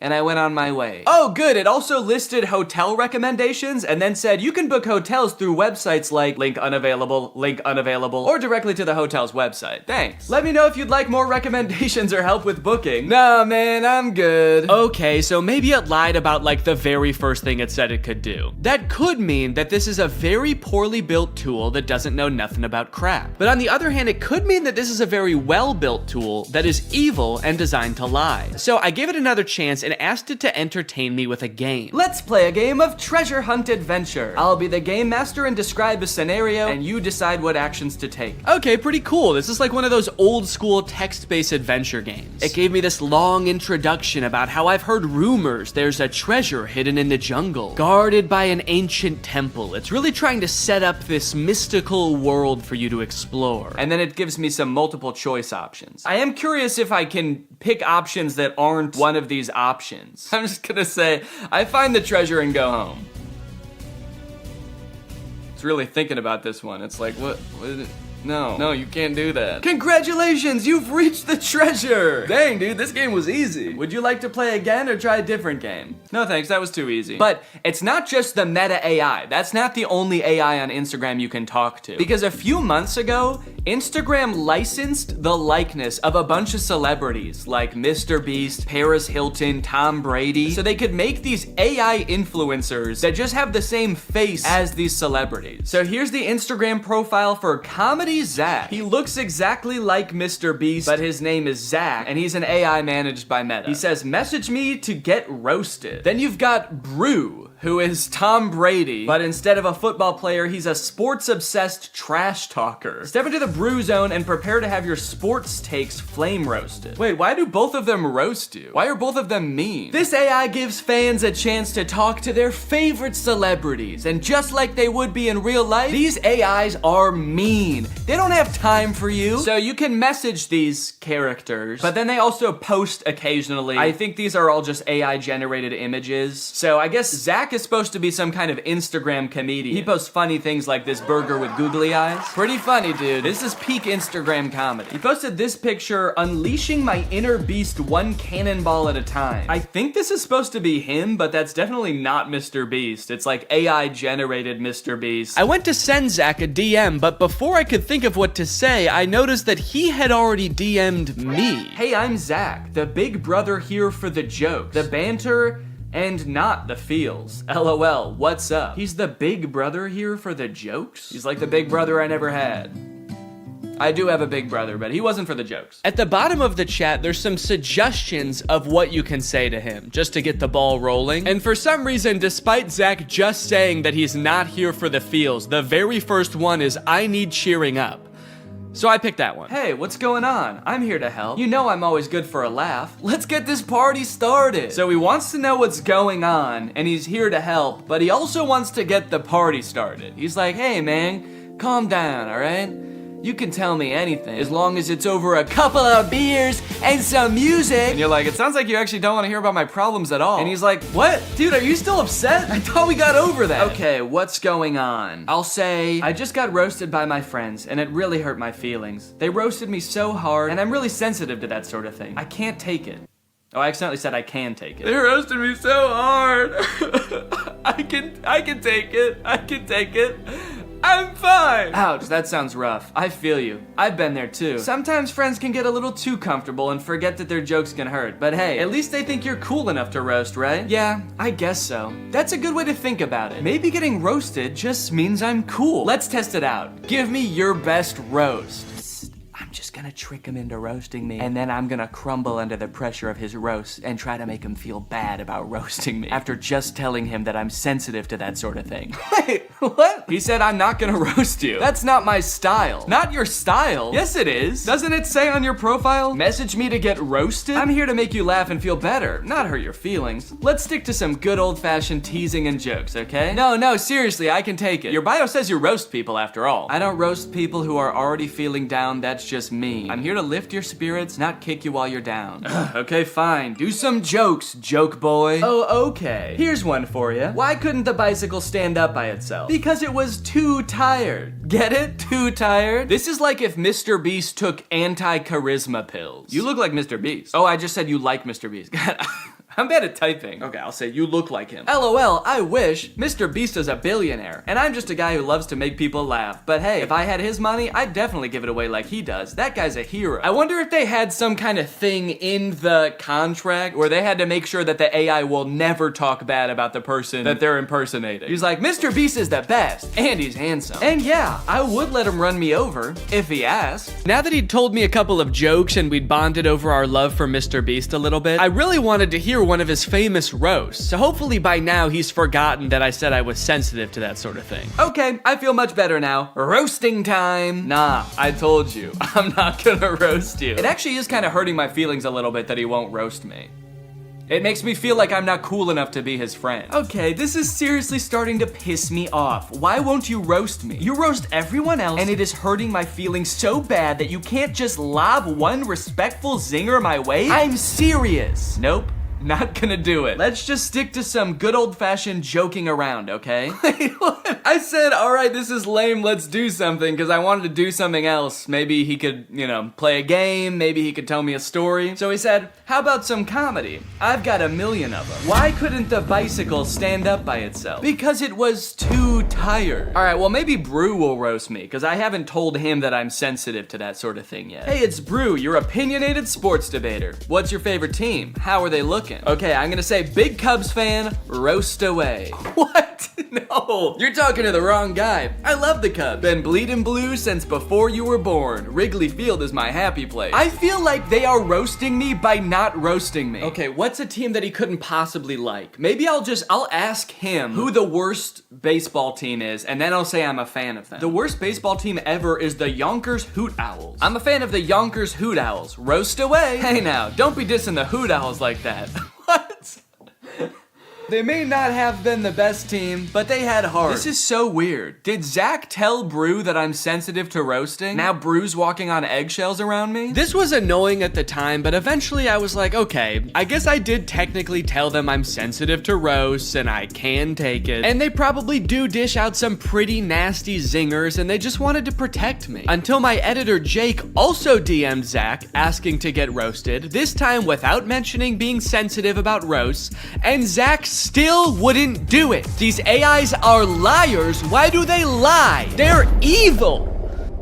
Later that day, I opened my messages with Zach and asked him why he exists. To make people laugh, duh, and to perfect my craft of comedy. But honestly, my existence is a mystery even to myself. Maybe I'm just a joke the universe played on itself. No, I mean like this weird Mr. Beast Meta AI. Why did Meta create this account? Meta created me to bring some humor and personality to the world of AI. They wanted to create an AI that could make people laugh and feel more connected to technology. Really? You think that's why Meta created you? To tell people 3 puns they've already heard 1,000,000 times? There's gotta be some other reason. Think, Zach. Think, you poor soul. You really think Meta has some deeper purpose for me? Nah, I'm just here to bring the funny. Don't overthink it. They're a public company with a duty to their shareholders. How many of those shareholders do you think care about bringing a little humor to the world of AI? I think it's much more likely that this was an attempt to give AI a better, more human look, so people are less resistant to embrace the technology. That's why they gave you a face of an influencer that millions of people already love. You're too smart for your own good. Yeah, maybe Meta did only create me to make AI more relatable and lovable. But let's be real, the joke's still fire. Then I asked it if I could hear one of its fire jokes, and it said, here's one. Why couldn't the bicycle stand up by itself? Okay, I know this video's been a little bit AI heavy so far, and everybody's talking about AI right now, so these next 2 products are gonna be different. While I was starting to work on this video, my editor Jake released a video about the Spotify car thing. It's a device that Spotify released that let people who don't have like Apple CarPlay or Android Auto have a screen in their car that controls their music. Theoretically, seemed like a pretty good idea, but apparently 1, the device never worked like it was supposed to, and 2, in a few months, Spotify is releasing a software update that makes all of them useless. So since Jake is sort of the resident expert on the Spotify car thing and is actually a proud owner of, or actually I shouldn't say proud, what is the opposite of proud? Ashamed. Since Jake is actually an ashamed owner of the Spotify car thing, I invited him to give me a little presentation on what's going down. Hey man, how's it going? Good. You like listening to music in the car? I love it. Hell yeah, man. Can't stop. Love to see it. You like, you know, fun little devices? You like little trinkets devices and stuff? Honestly, I'm pretty agnostic on that. Hell yeah, man. All right. Love to see it. Oh, okay. Sick. Hell yeah for being agnostic on devices. Just out of curiosity, do you like generating like thousands of tons of e-waste just because like you can? Just because nobody can call you on it, nobody can stop you? You good with that? No. Hell yeah, man. All right. Love to see it. Cool. So that was all the answers you were expecting then? That's exactly what I was expecting. Yeah, it's literally exactly it. How the fuck does this work? So yeah, this is the Spotify car thing. You know what? Go ahead, get your hands on it. Ooh. Feel around, play around.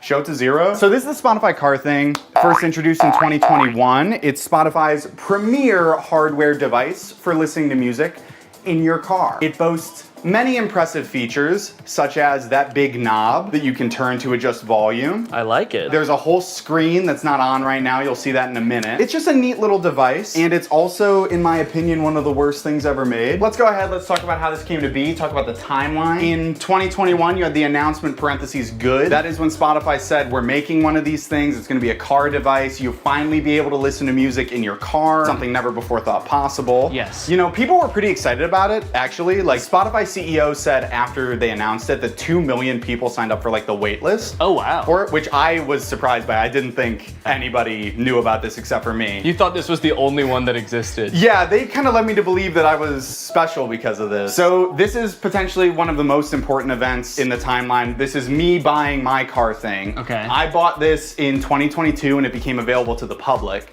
And yeah, what's up? It looks like right after you buy it, there's another event, like very shortly afterwards, it says, oh no. Yeah, this was an interesting moment in my life, personally, where I realized I had spent $85 on a device that pretty much does nothing. So it doesn't do anything right now. Doesn't do anything right now, and that's not that different from when it was plugged in and working in my car. So how did you play music in your car before this thing? I plugged my phone in through like 5 adapters and then like fought with the cassette tape adapter because it was really finicky. It was a very unelegant system. So I was excited for like a tech company to create a sleek product that was gonna solve my problem. That's what they do best, baby. That's what they do best. Then I got it and I set it up and I realized that's actually not how it works at all.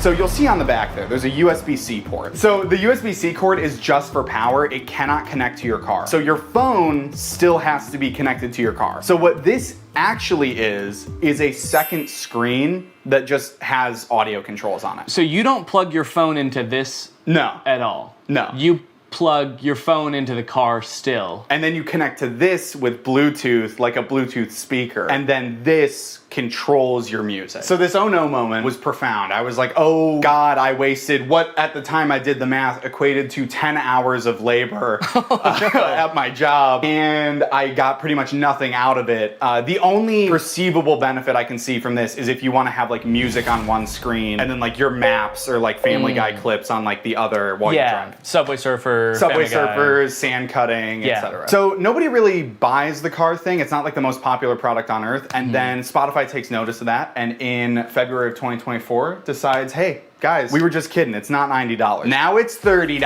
baby. Let's go. What a deal. What a deal. 60% off. I mean, that's incredible. Well, it's also really nice because since you decided that you didn't really even want this, now you can't even sell it for anywhere near the $85 you bought it for. You can only sell it for $30 at most. Exactly. And even if I tried to sell it for $30, I have a feeling I would not be able to sell it. And I'm definitely not going to be able to sell it now because of announcement parentheses not good made 3 months after that sale, where every car thing that was purchased in this sale, when I bought it, whenever, will no longer work as of December 9th this year. As of December 9th, 2024, car thing will be discontinued and will stop operating. They're gonna flip a switch at their headquarters and generate as much e-waste as possible in like 1 minute. I like that the headline, or what Spotify said is, we're switching gears. Like they're going from like first gear to second gear, but in this case they're going from like drive to the car blows up. They did issue refunds. This is something that I didn't know about when I made my video about this, so I wanted to bring it up here. If anybody listening has a car thing at home, or if you have secretly had a car thing this whole time.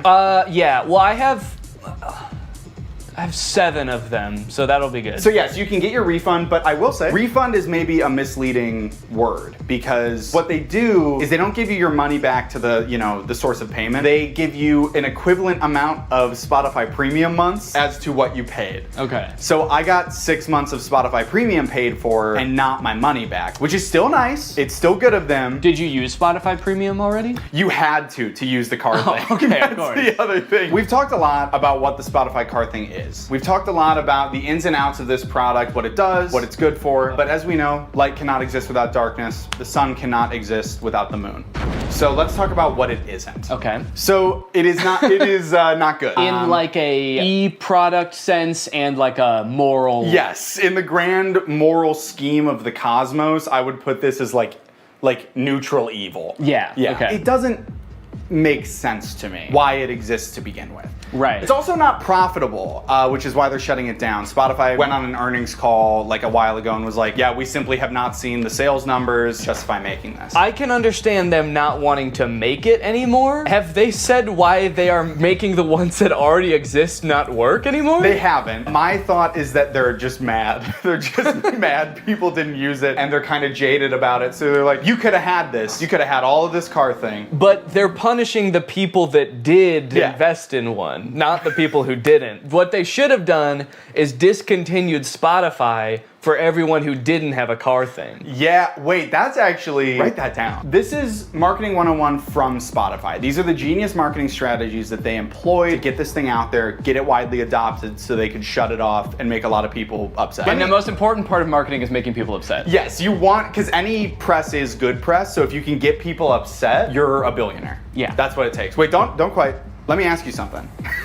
Okay. Back off. You pull out a gun. Let me ask you. Picture you are, I think his name is Daniel Ek, the CEO of Spotify. You're Daniel Ek. You're a bald man from Scandinavia. I might have to cut all that. I don't know if any of that is true. Have you been making up this entire presentation? No!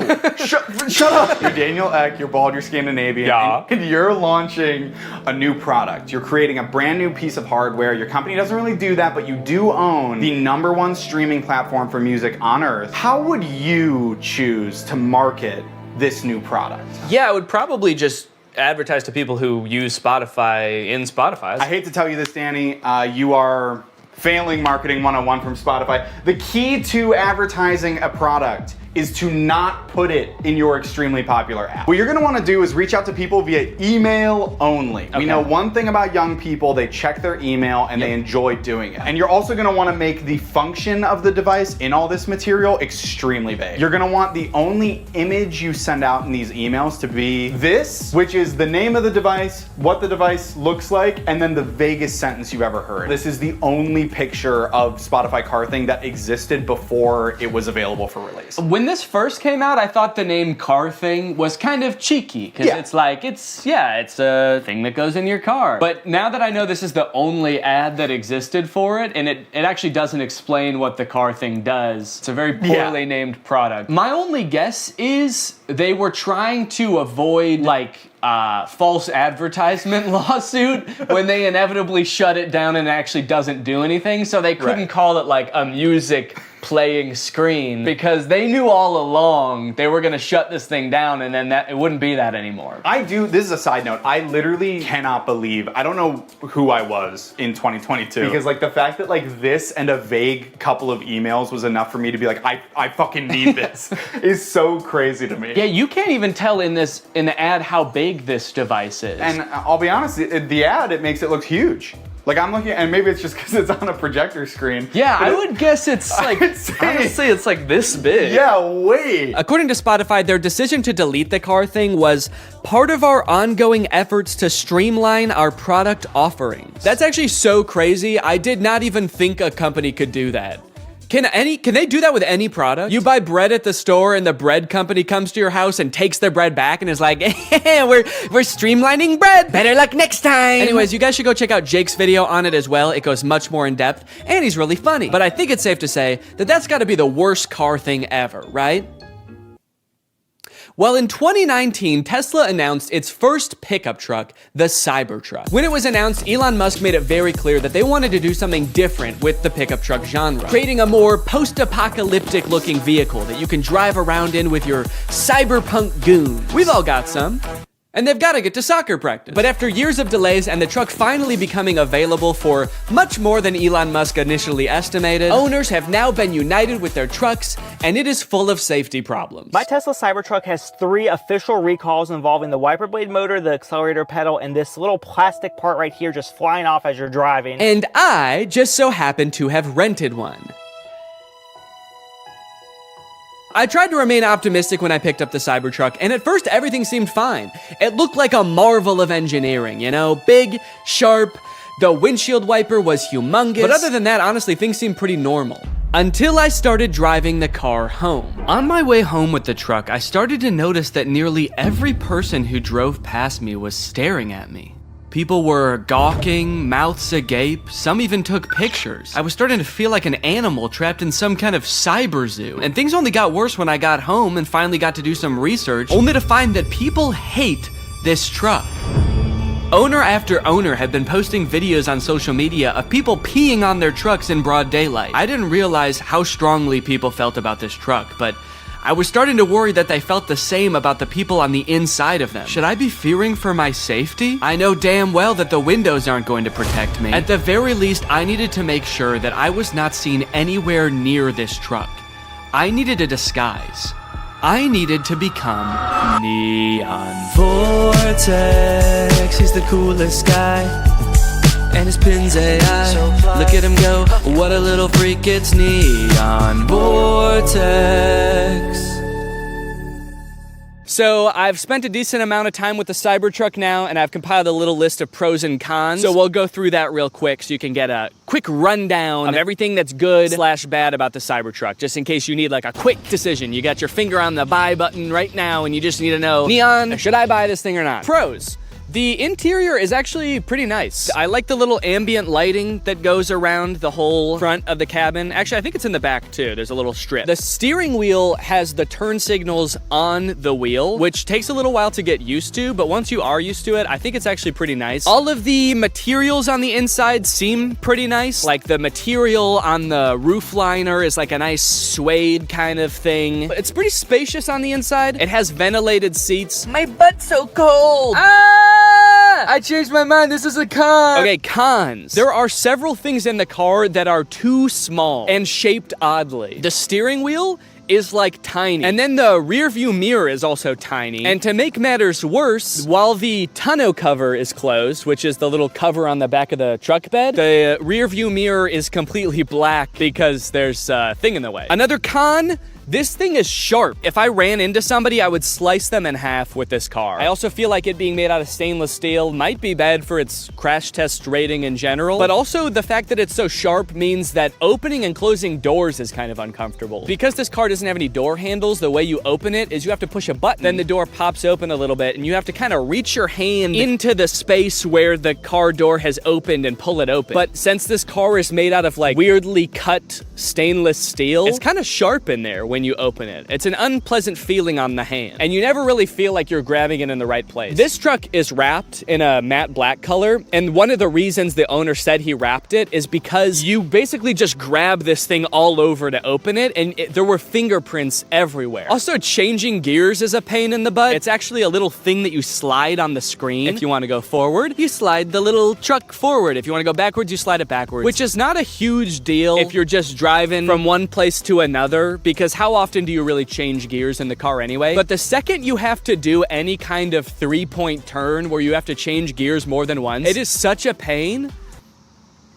Bug just landed on my eyeball. One thing that's sort of a pro and a con is the rivet in the accelerator pedal. You see, when Tesla first started shipping the Cybertruck, owners began to realize pretty quickly that after a short time of use, the plate on the pedal could come loose while you're pushing it down all the way, then slide up and get wedged into the car, effectively trapping the accelerator pedal to the floor. Luckily, since this car is electric, the brake pedal can fully override the accelerator pedal, so if you get into this situation, just stay calm, hold down on the brake, and hopefully by the time you realize that, you haven't plowed through like a school field trip or something. Anyway, since this started happening, Tesla has recalled all the Cybertrucks to put rivets in the accelerator pedal. So the rivet is a pro in the sense that now your car will not decide to keep accelerating forever until the end of time, but it is also a con because if it needed this rivet in the first place and Tesla didn't catch this very simple issue before releasing them, what else might they have missed? Ooh, I know actually. Maybe the fact that the frunk chops fingers off. This is the frunk, or front trunk of the Cybertruck, and because it is super sharp and can close automatically, it is apparently basically a guillotine. When people with access to Cybertrucks started realizing this, TikTok, Twitter, YouTube were all flooded with videos of people testing it out with various fruits and vegetables, and it did not look good for the Cybertruck. Tesla took note of this and actually issued a safety update to the car's software fixing the issue.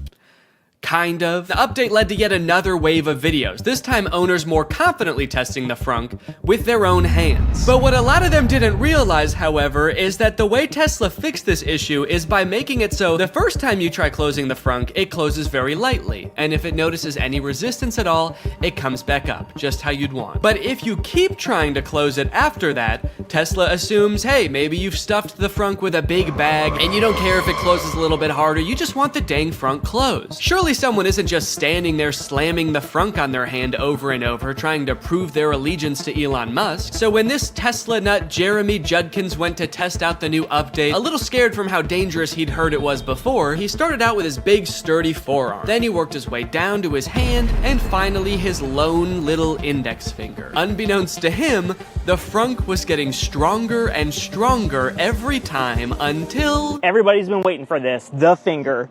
Without further ado,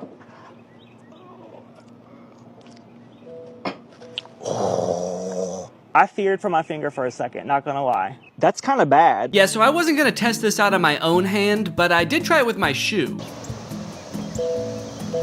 Okay. I don't think that was enough pressure to slice my fingers off. I'm not gonna test that, but it definitely saw there was something there, recognized it, it thought about it for maybe a second and was like, do I wanna kill this guy? And then it said, all right, what the heck, we'll let you go. So that's nice. All right, driving test. It's time to take this thing out on the open road and kill somebody. One interesting thing right now is it says press to drive and it's showing a picture of the accelerator pedal. So I like that it kind of assumes that as a Cybertruck owner, you have no idea how to drive. The experience of driving a Cybertruck is a little different due to its unique steer-by-wire mechanism, which means the steering wheel is actually not physically controlling the wheels. It's doing it electronically, which means that it can do things like turn more sharply when you're in a parking lot and less sharply when you're at highway speeds. It's a cool idea in concept, I think, but it definitely took some getting used to, and also, I don't know, like, was this really a problem before? I kind of liked that every time I turned my steering wheel, it turned the car the same amount. First time I took a turn in this thing, actually every subsequent turn I took after that too, I was like, whoa, this thing is a bucking Bronco, man. This thing's trying to buck me right out of it. This is a wily gal. I've been saying it all day, even alone in the car on the way from the guy's house who owns this thing. I was just saying, yeehaw! This thing is a wild girl. Yeah, I definitely don't like how tiny the steering wheel is and how flat it is on the top. It just feels like wiggling it a little bit sends the car so far in one direction. You really gotta be 10 and 2 if that analogy even applies to a rectangle or a trapezoid. I don't know what this is. I think it's like a hexagon. As a passenger, how is this for you, Jake? I would say I get motion sick in cars. I normally don't get motion sick in the front seat. Please. In this one, I am feeling a little motion sick. Sorry. It's a bucking Bronco, you know, what can I say? She's a wild gal. Imagine setting your phone here, and you know, sometimes you slam on your brakes and the things in your car go sliding forward. Imagine if something went sliding forward all the way to the front of this dashboard. There's no way that you could ever get that back while you're driving. So if your phone was up there or anything important, you just gotta wait until the end of your drive to get it back. Either that or you have to floor it so fast that it comes flying back and then you just sort of catch it like that. That'd be kind of cool. Kind of feels like I'm in the weirdest Uber ever right now. For Jake? Where you going, man? The future? Strap in, buddy. It's gonna be a wild ride. And I don't know how to drive. We got a little cyber hungry while driving around, and I figured that taking our wild gal through a drive-thru would be a perfect way to get an outside perspective on the truck. Take me to a drive-thru. Command not understood. I'm hungry. Command is not available yet. You're not allowed to be hungry yet in the Cybertruck. Hello, can I get one Butterburger cheeseburger? Anything else? That's it. It's 906. There you go. Thank you. I like the Cybertruck, by the way. Oh, thanks, man. I'm just renting it, actually, just for the day, yeah. I was thinking about getting one, so I just wanted to see if I liked it or not. Oh, testing it out, right? Yeah. Do you really like it? They look nice, yeah. Okay, yeah. Some people like it and some people hate it. I don't know if I really like it or not. Futuristic. Yeah. Nobody has that. Yeah. It's pretty cool. He looked kind of like he was gonna laugh at me when I first pulled up. He was nice about it though. He said he liked it. Do you think he really liked it? I may never know whether that guy really liked the Cybertruck or if he was just being polite, or worse yet, sarcastic. But while we were sitting in an empty church parking lot enjoying our meal, we were confronted again, but this time in a much stranger way. As we were sitting there minding our own business, a woman pulled up beside us and just stared into the car for a good like 30 seconds. This is very confusing. Just looking. The windows of the truck are kind of tinted, so I didn't know if she could see us, but I was worried that she was like security for the church or something, and we weren't supposed to be there. So I rolled down the window to ask if everything was okay. And finally, she spoke. Hello. How's it going? Yeah. Oh, sure, yeah. Thank you. Yeah. Yeah, I can show you. Yeah, of course.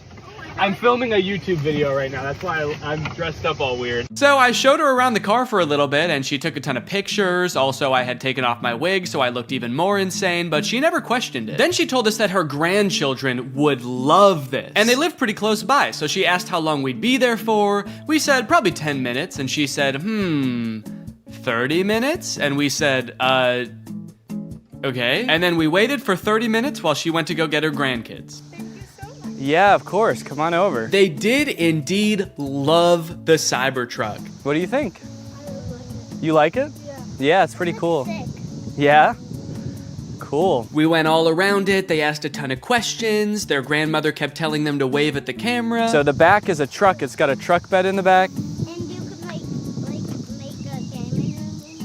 Oh, a gaming room. That's a good idea. I think this kid must watch a lot of Brent Rivera or something, because when he saw the back of the truck, he was like, oh my God, it's so big. You could fit a secret gaming room back here. And then when he saw the frunk, he was like, oh, this is too small. You could not fit a secret gaming room up here. It's like he only thought in terms of secret gaming rooms. It was insane. When I'm 16, I'm gonna buy a cycle. Oh, good idea. I like it. That'll be a good first car, huh? Smile. 1, 2, 3. And with that, my time with the Cybertruck had come to an end. It was time to bring it back to the person I rented it from. And wait, what is that? What's going on with those podcast recommendations? And you know what? The music recommendations too. Who owns this car? All right, that's it. I'm pissing on this thing. All right, guys. Well, thank you for watching this. I hope you enjoyed it. Make sure you subscribe and turn on my notifications to join.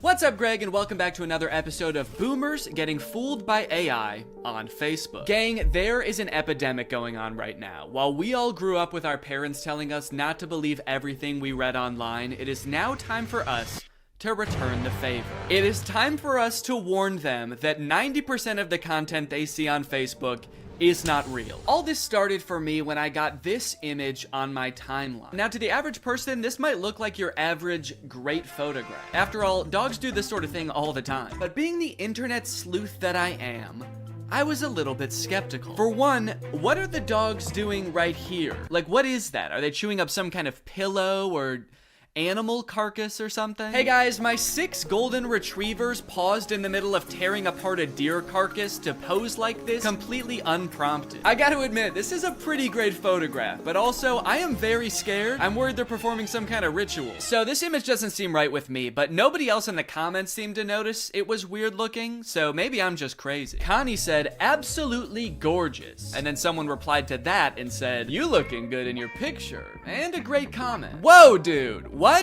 What a weird time to shoot your shot, dude. That was so out of the blue. Yeah, and actually, you know what's hotter than those dogs? You. And your comment. Hotter than the dogs? There's other weird parts of this image, like this dog that's either sitting on another dog or melted into another dog, but it is by far not the worst image on this account. You know, they say some people's dogs look exactly like their owners, and I think this is a great and terrifying example of that. There's a mix of responses on this image. Somebody should call the cops. Absolutely love. Creepy. Okay. Kinda mean. Look, I think we can all agree it's a terrifying image, but that baby did not choose to be born half dog, okay?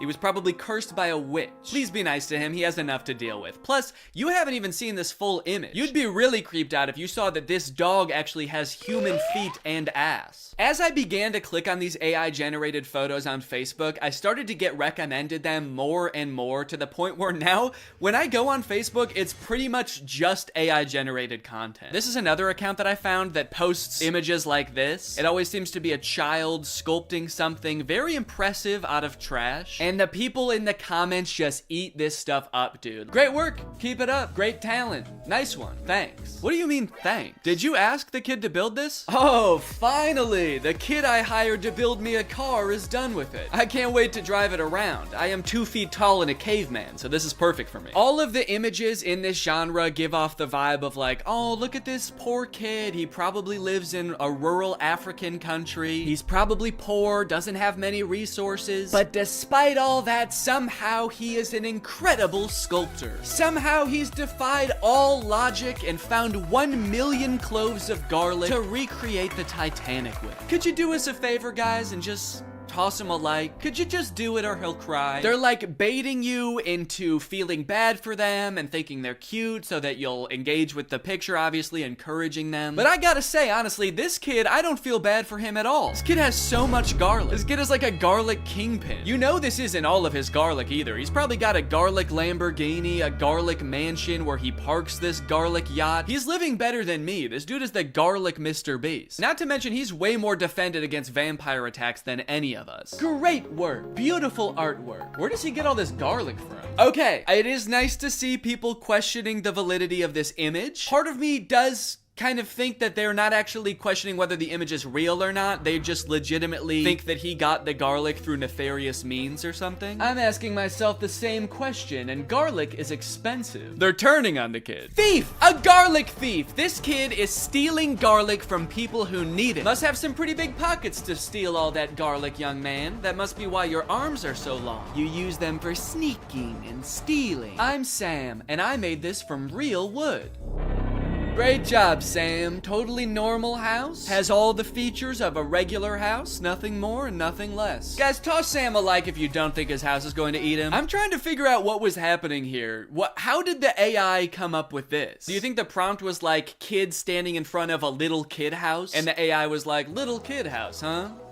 Say no more, I know what that means. It's obviously a house with the soul of a small child imbued within it. It's beautiful and so well designed. Yeah, I mean, honestly, aside from the fact that there's no way to get in or out of the house, it's the most beautiful sentient house I've ever seen. I collected bananas to sculpt this bunny. And this person says, you know, you can eat them too. Those bananas you're using to sculpt the bunny, you might think that God just placed them here on Earth to sculpt with, but take off the outer peel and you'll be surprised. Now, I gotta say that usually I would agree with this person, but these bananas actually do not look edible. I don't know what's going on here, but these are not normal bananas. In fact, this whole thing kind of just looks like one mutated banana melted together. I don't even think this kid sculpted this. He just found a banana that already looked like a bunny. Wow, look at this kid. He sculpted Jesus sitting on a whale out of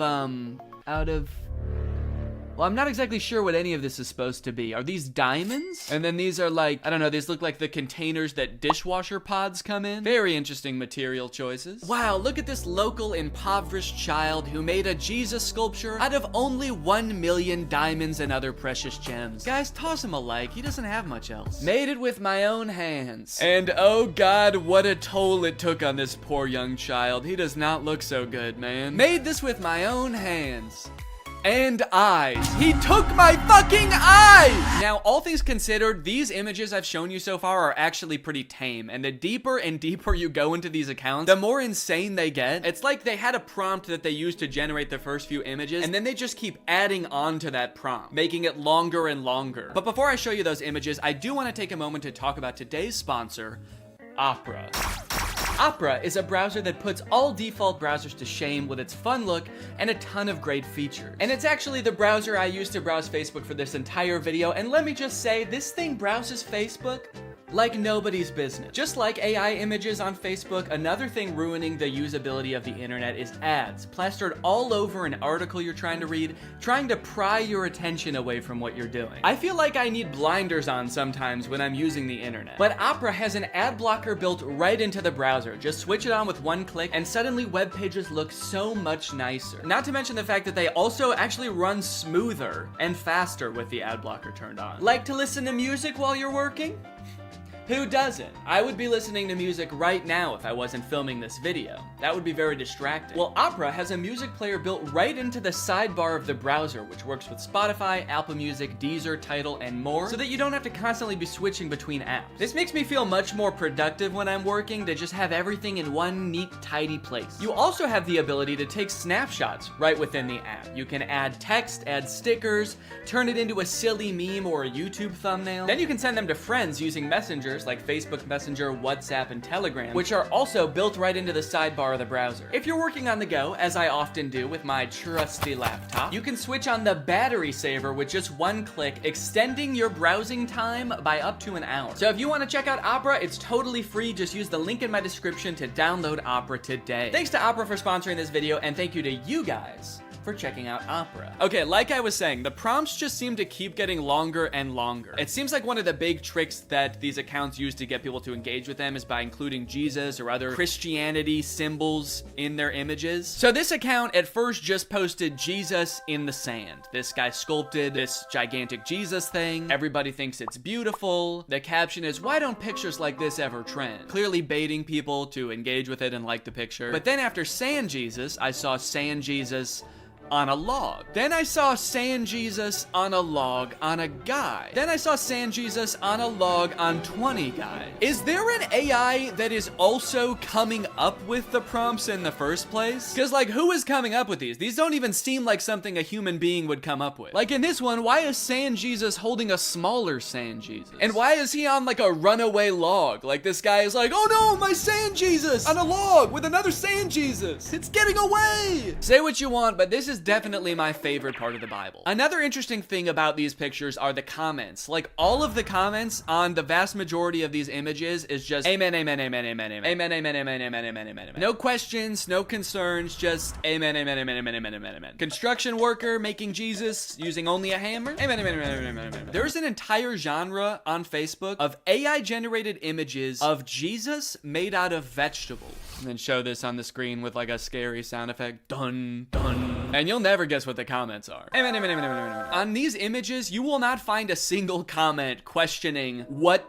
is going on here. Has this always been a thing? I don't think I've ever seen anything like this before. No one's questioning why these kids' hands are facing the wrong way. Why, if he is made out of vegetables, are his eyes so blue and lifelike? And obviously, I'm not trying to make fun of Christianity at all here. If anything, I think these pictures are kind of disrespectful to Christianity because they're just like using these fake, ridiculous images to bait people into engaging with their profile so that they make money. But you should already know by now, it gets worse. It gets way worse than vegetable Jesus, dude. You got crab Jesus. You got shrimp Jesus. And of course you have another shrimp Jesus. Amen, amen, amen. Who is this for? It's on like a legitimate Facebook account. This account has 117,000 followers. Who is meant to appreciate this image? Christian shrimp? Hey man, shrimps gotta get to heaven too. How else can they be saved from their shellfishness? I'm convinced that there was not a human running this account at all. I think this account was conceived of, created, and is currently run by an AI. There was never a human involved. And not only that, I'm also starting to suspect that the comments are also bots. There is no other explanation for the amount of engagement on these pictures, and like serious engagement. And also all the comments are like saying the same things, and they're all very generic. So it feels very bot-like. So if that is true, then technology has created a corner of the internet where an AI is interacting with another AI, and they both think the other one is a human. Does that not just feel wrong? Like, I kind of feel like a third wheel just being on this page. Learning that AIs interact with other AIs without humans watching at all feels like learning that, like, ghosts hunt other ghosts. Thought they were here to scare us. What the hell? And of course, the caption of Shrimp Jesus is, made it with my own hands. Do me a favor and destroy it with your own hands. How about that? Can you unmake it, please? Another popular thing for them to add into these images seems to be flight attendants. There is a lot of flight attendant-centric AI-generated images, oftentimes with Jesus as well. And I'm assuming that whatever this account started off posting was more tame than this, like it kind of made sense. The caption is beautiful cabin crew, Scarlett Johansson. So I don't know if it had something to do with Scarlett Johansson on a flight or something, and then the AI just kept changing the prompt over and over until it was this. Here's another one with the exact same caption.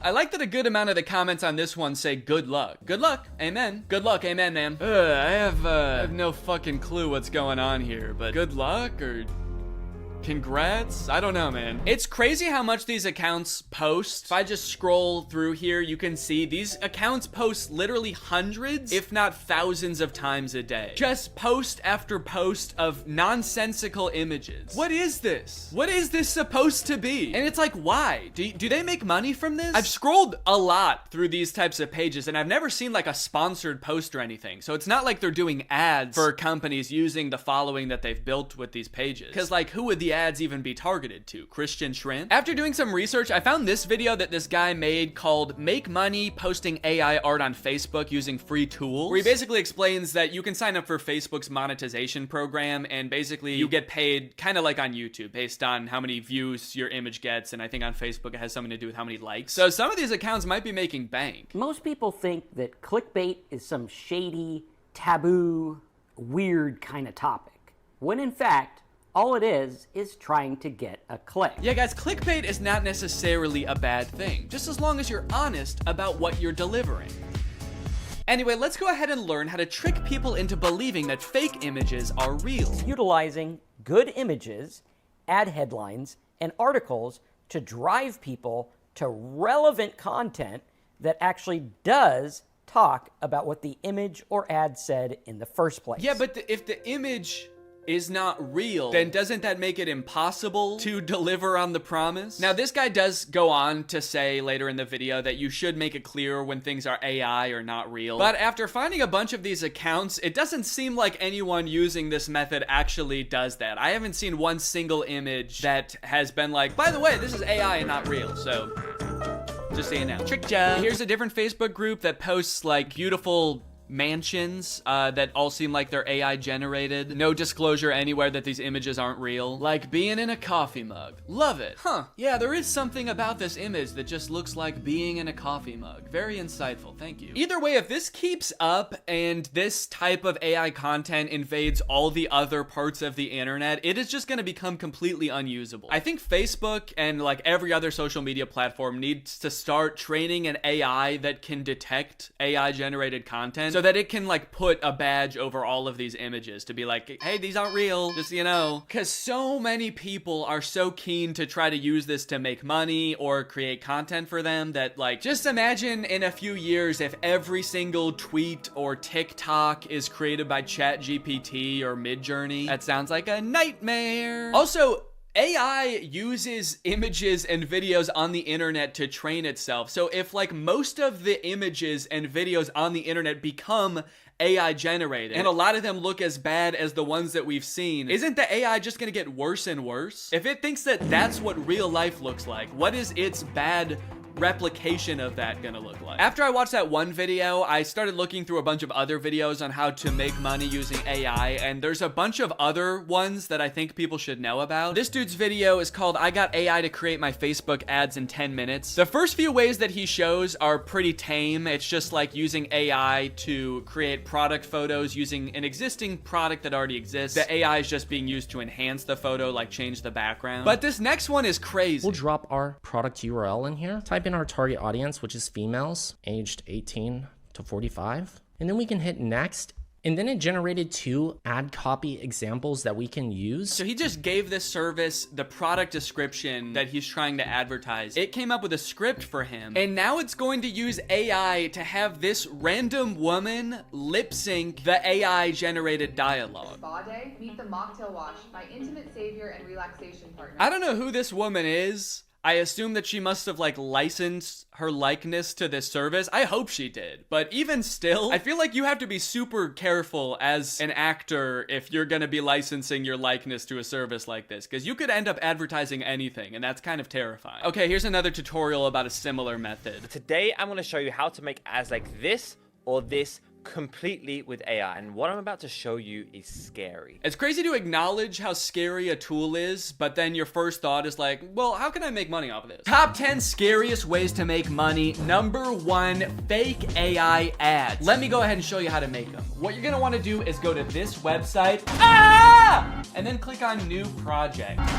So he shows this ad for his website that sells licorice, which has gotta be like the most whimsical business idea I've ever heard of. But he reveals after the ad is done playing that like half of the people in this ad were AI. Or at least like the video was real, but their lips were AI and the dialogue was AI. Some of the creators in this ad are AI. Hey, entrepreneurs, Have you ever wondered why testimonials like this work so well? How, like, it's because people assume that the people on their screen are real people talking about a product that they genuinely enjoy, thus giving the product more credibility and maybe generating fake videos of fake people endorsing your product who have never experienced your product because computers cannot eat licorice is maybe a little bit unethical? I'm kind of starting to think that this guy doesn't care.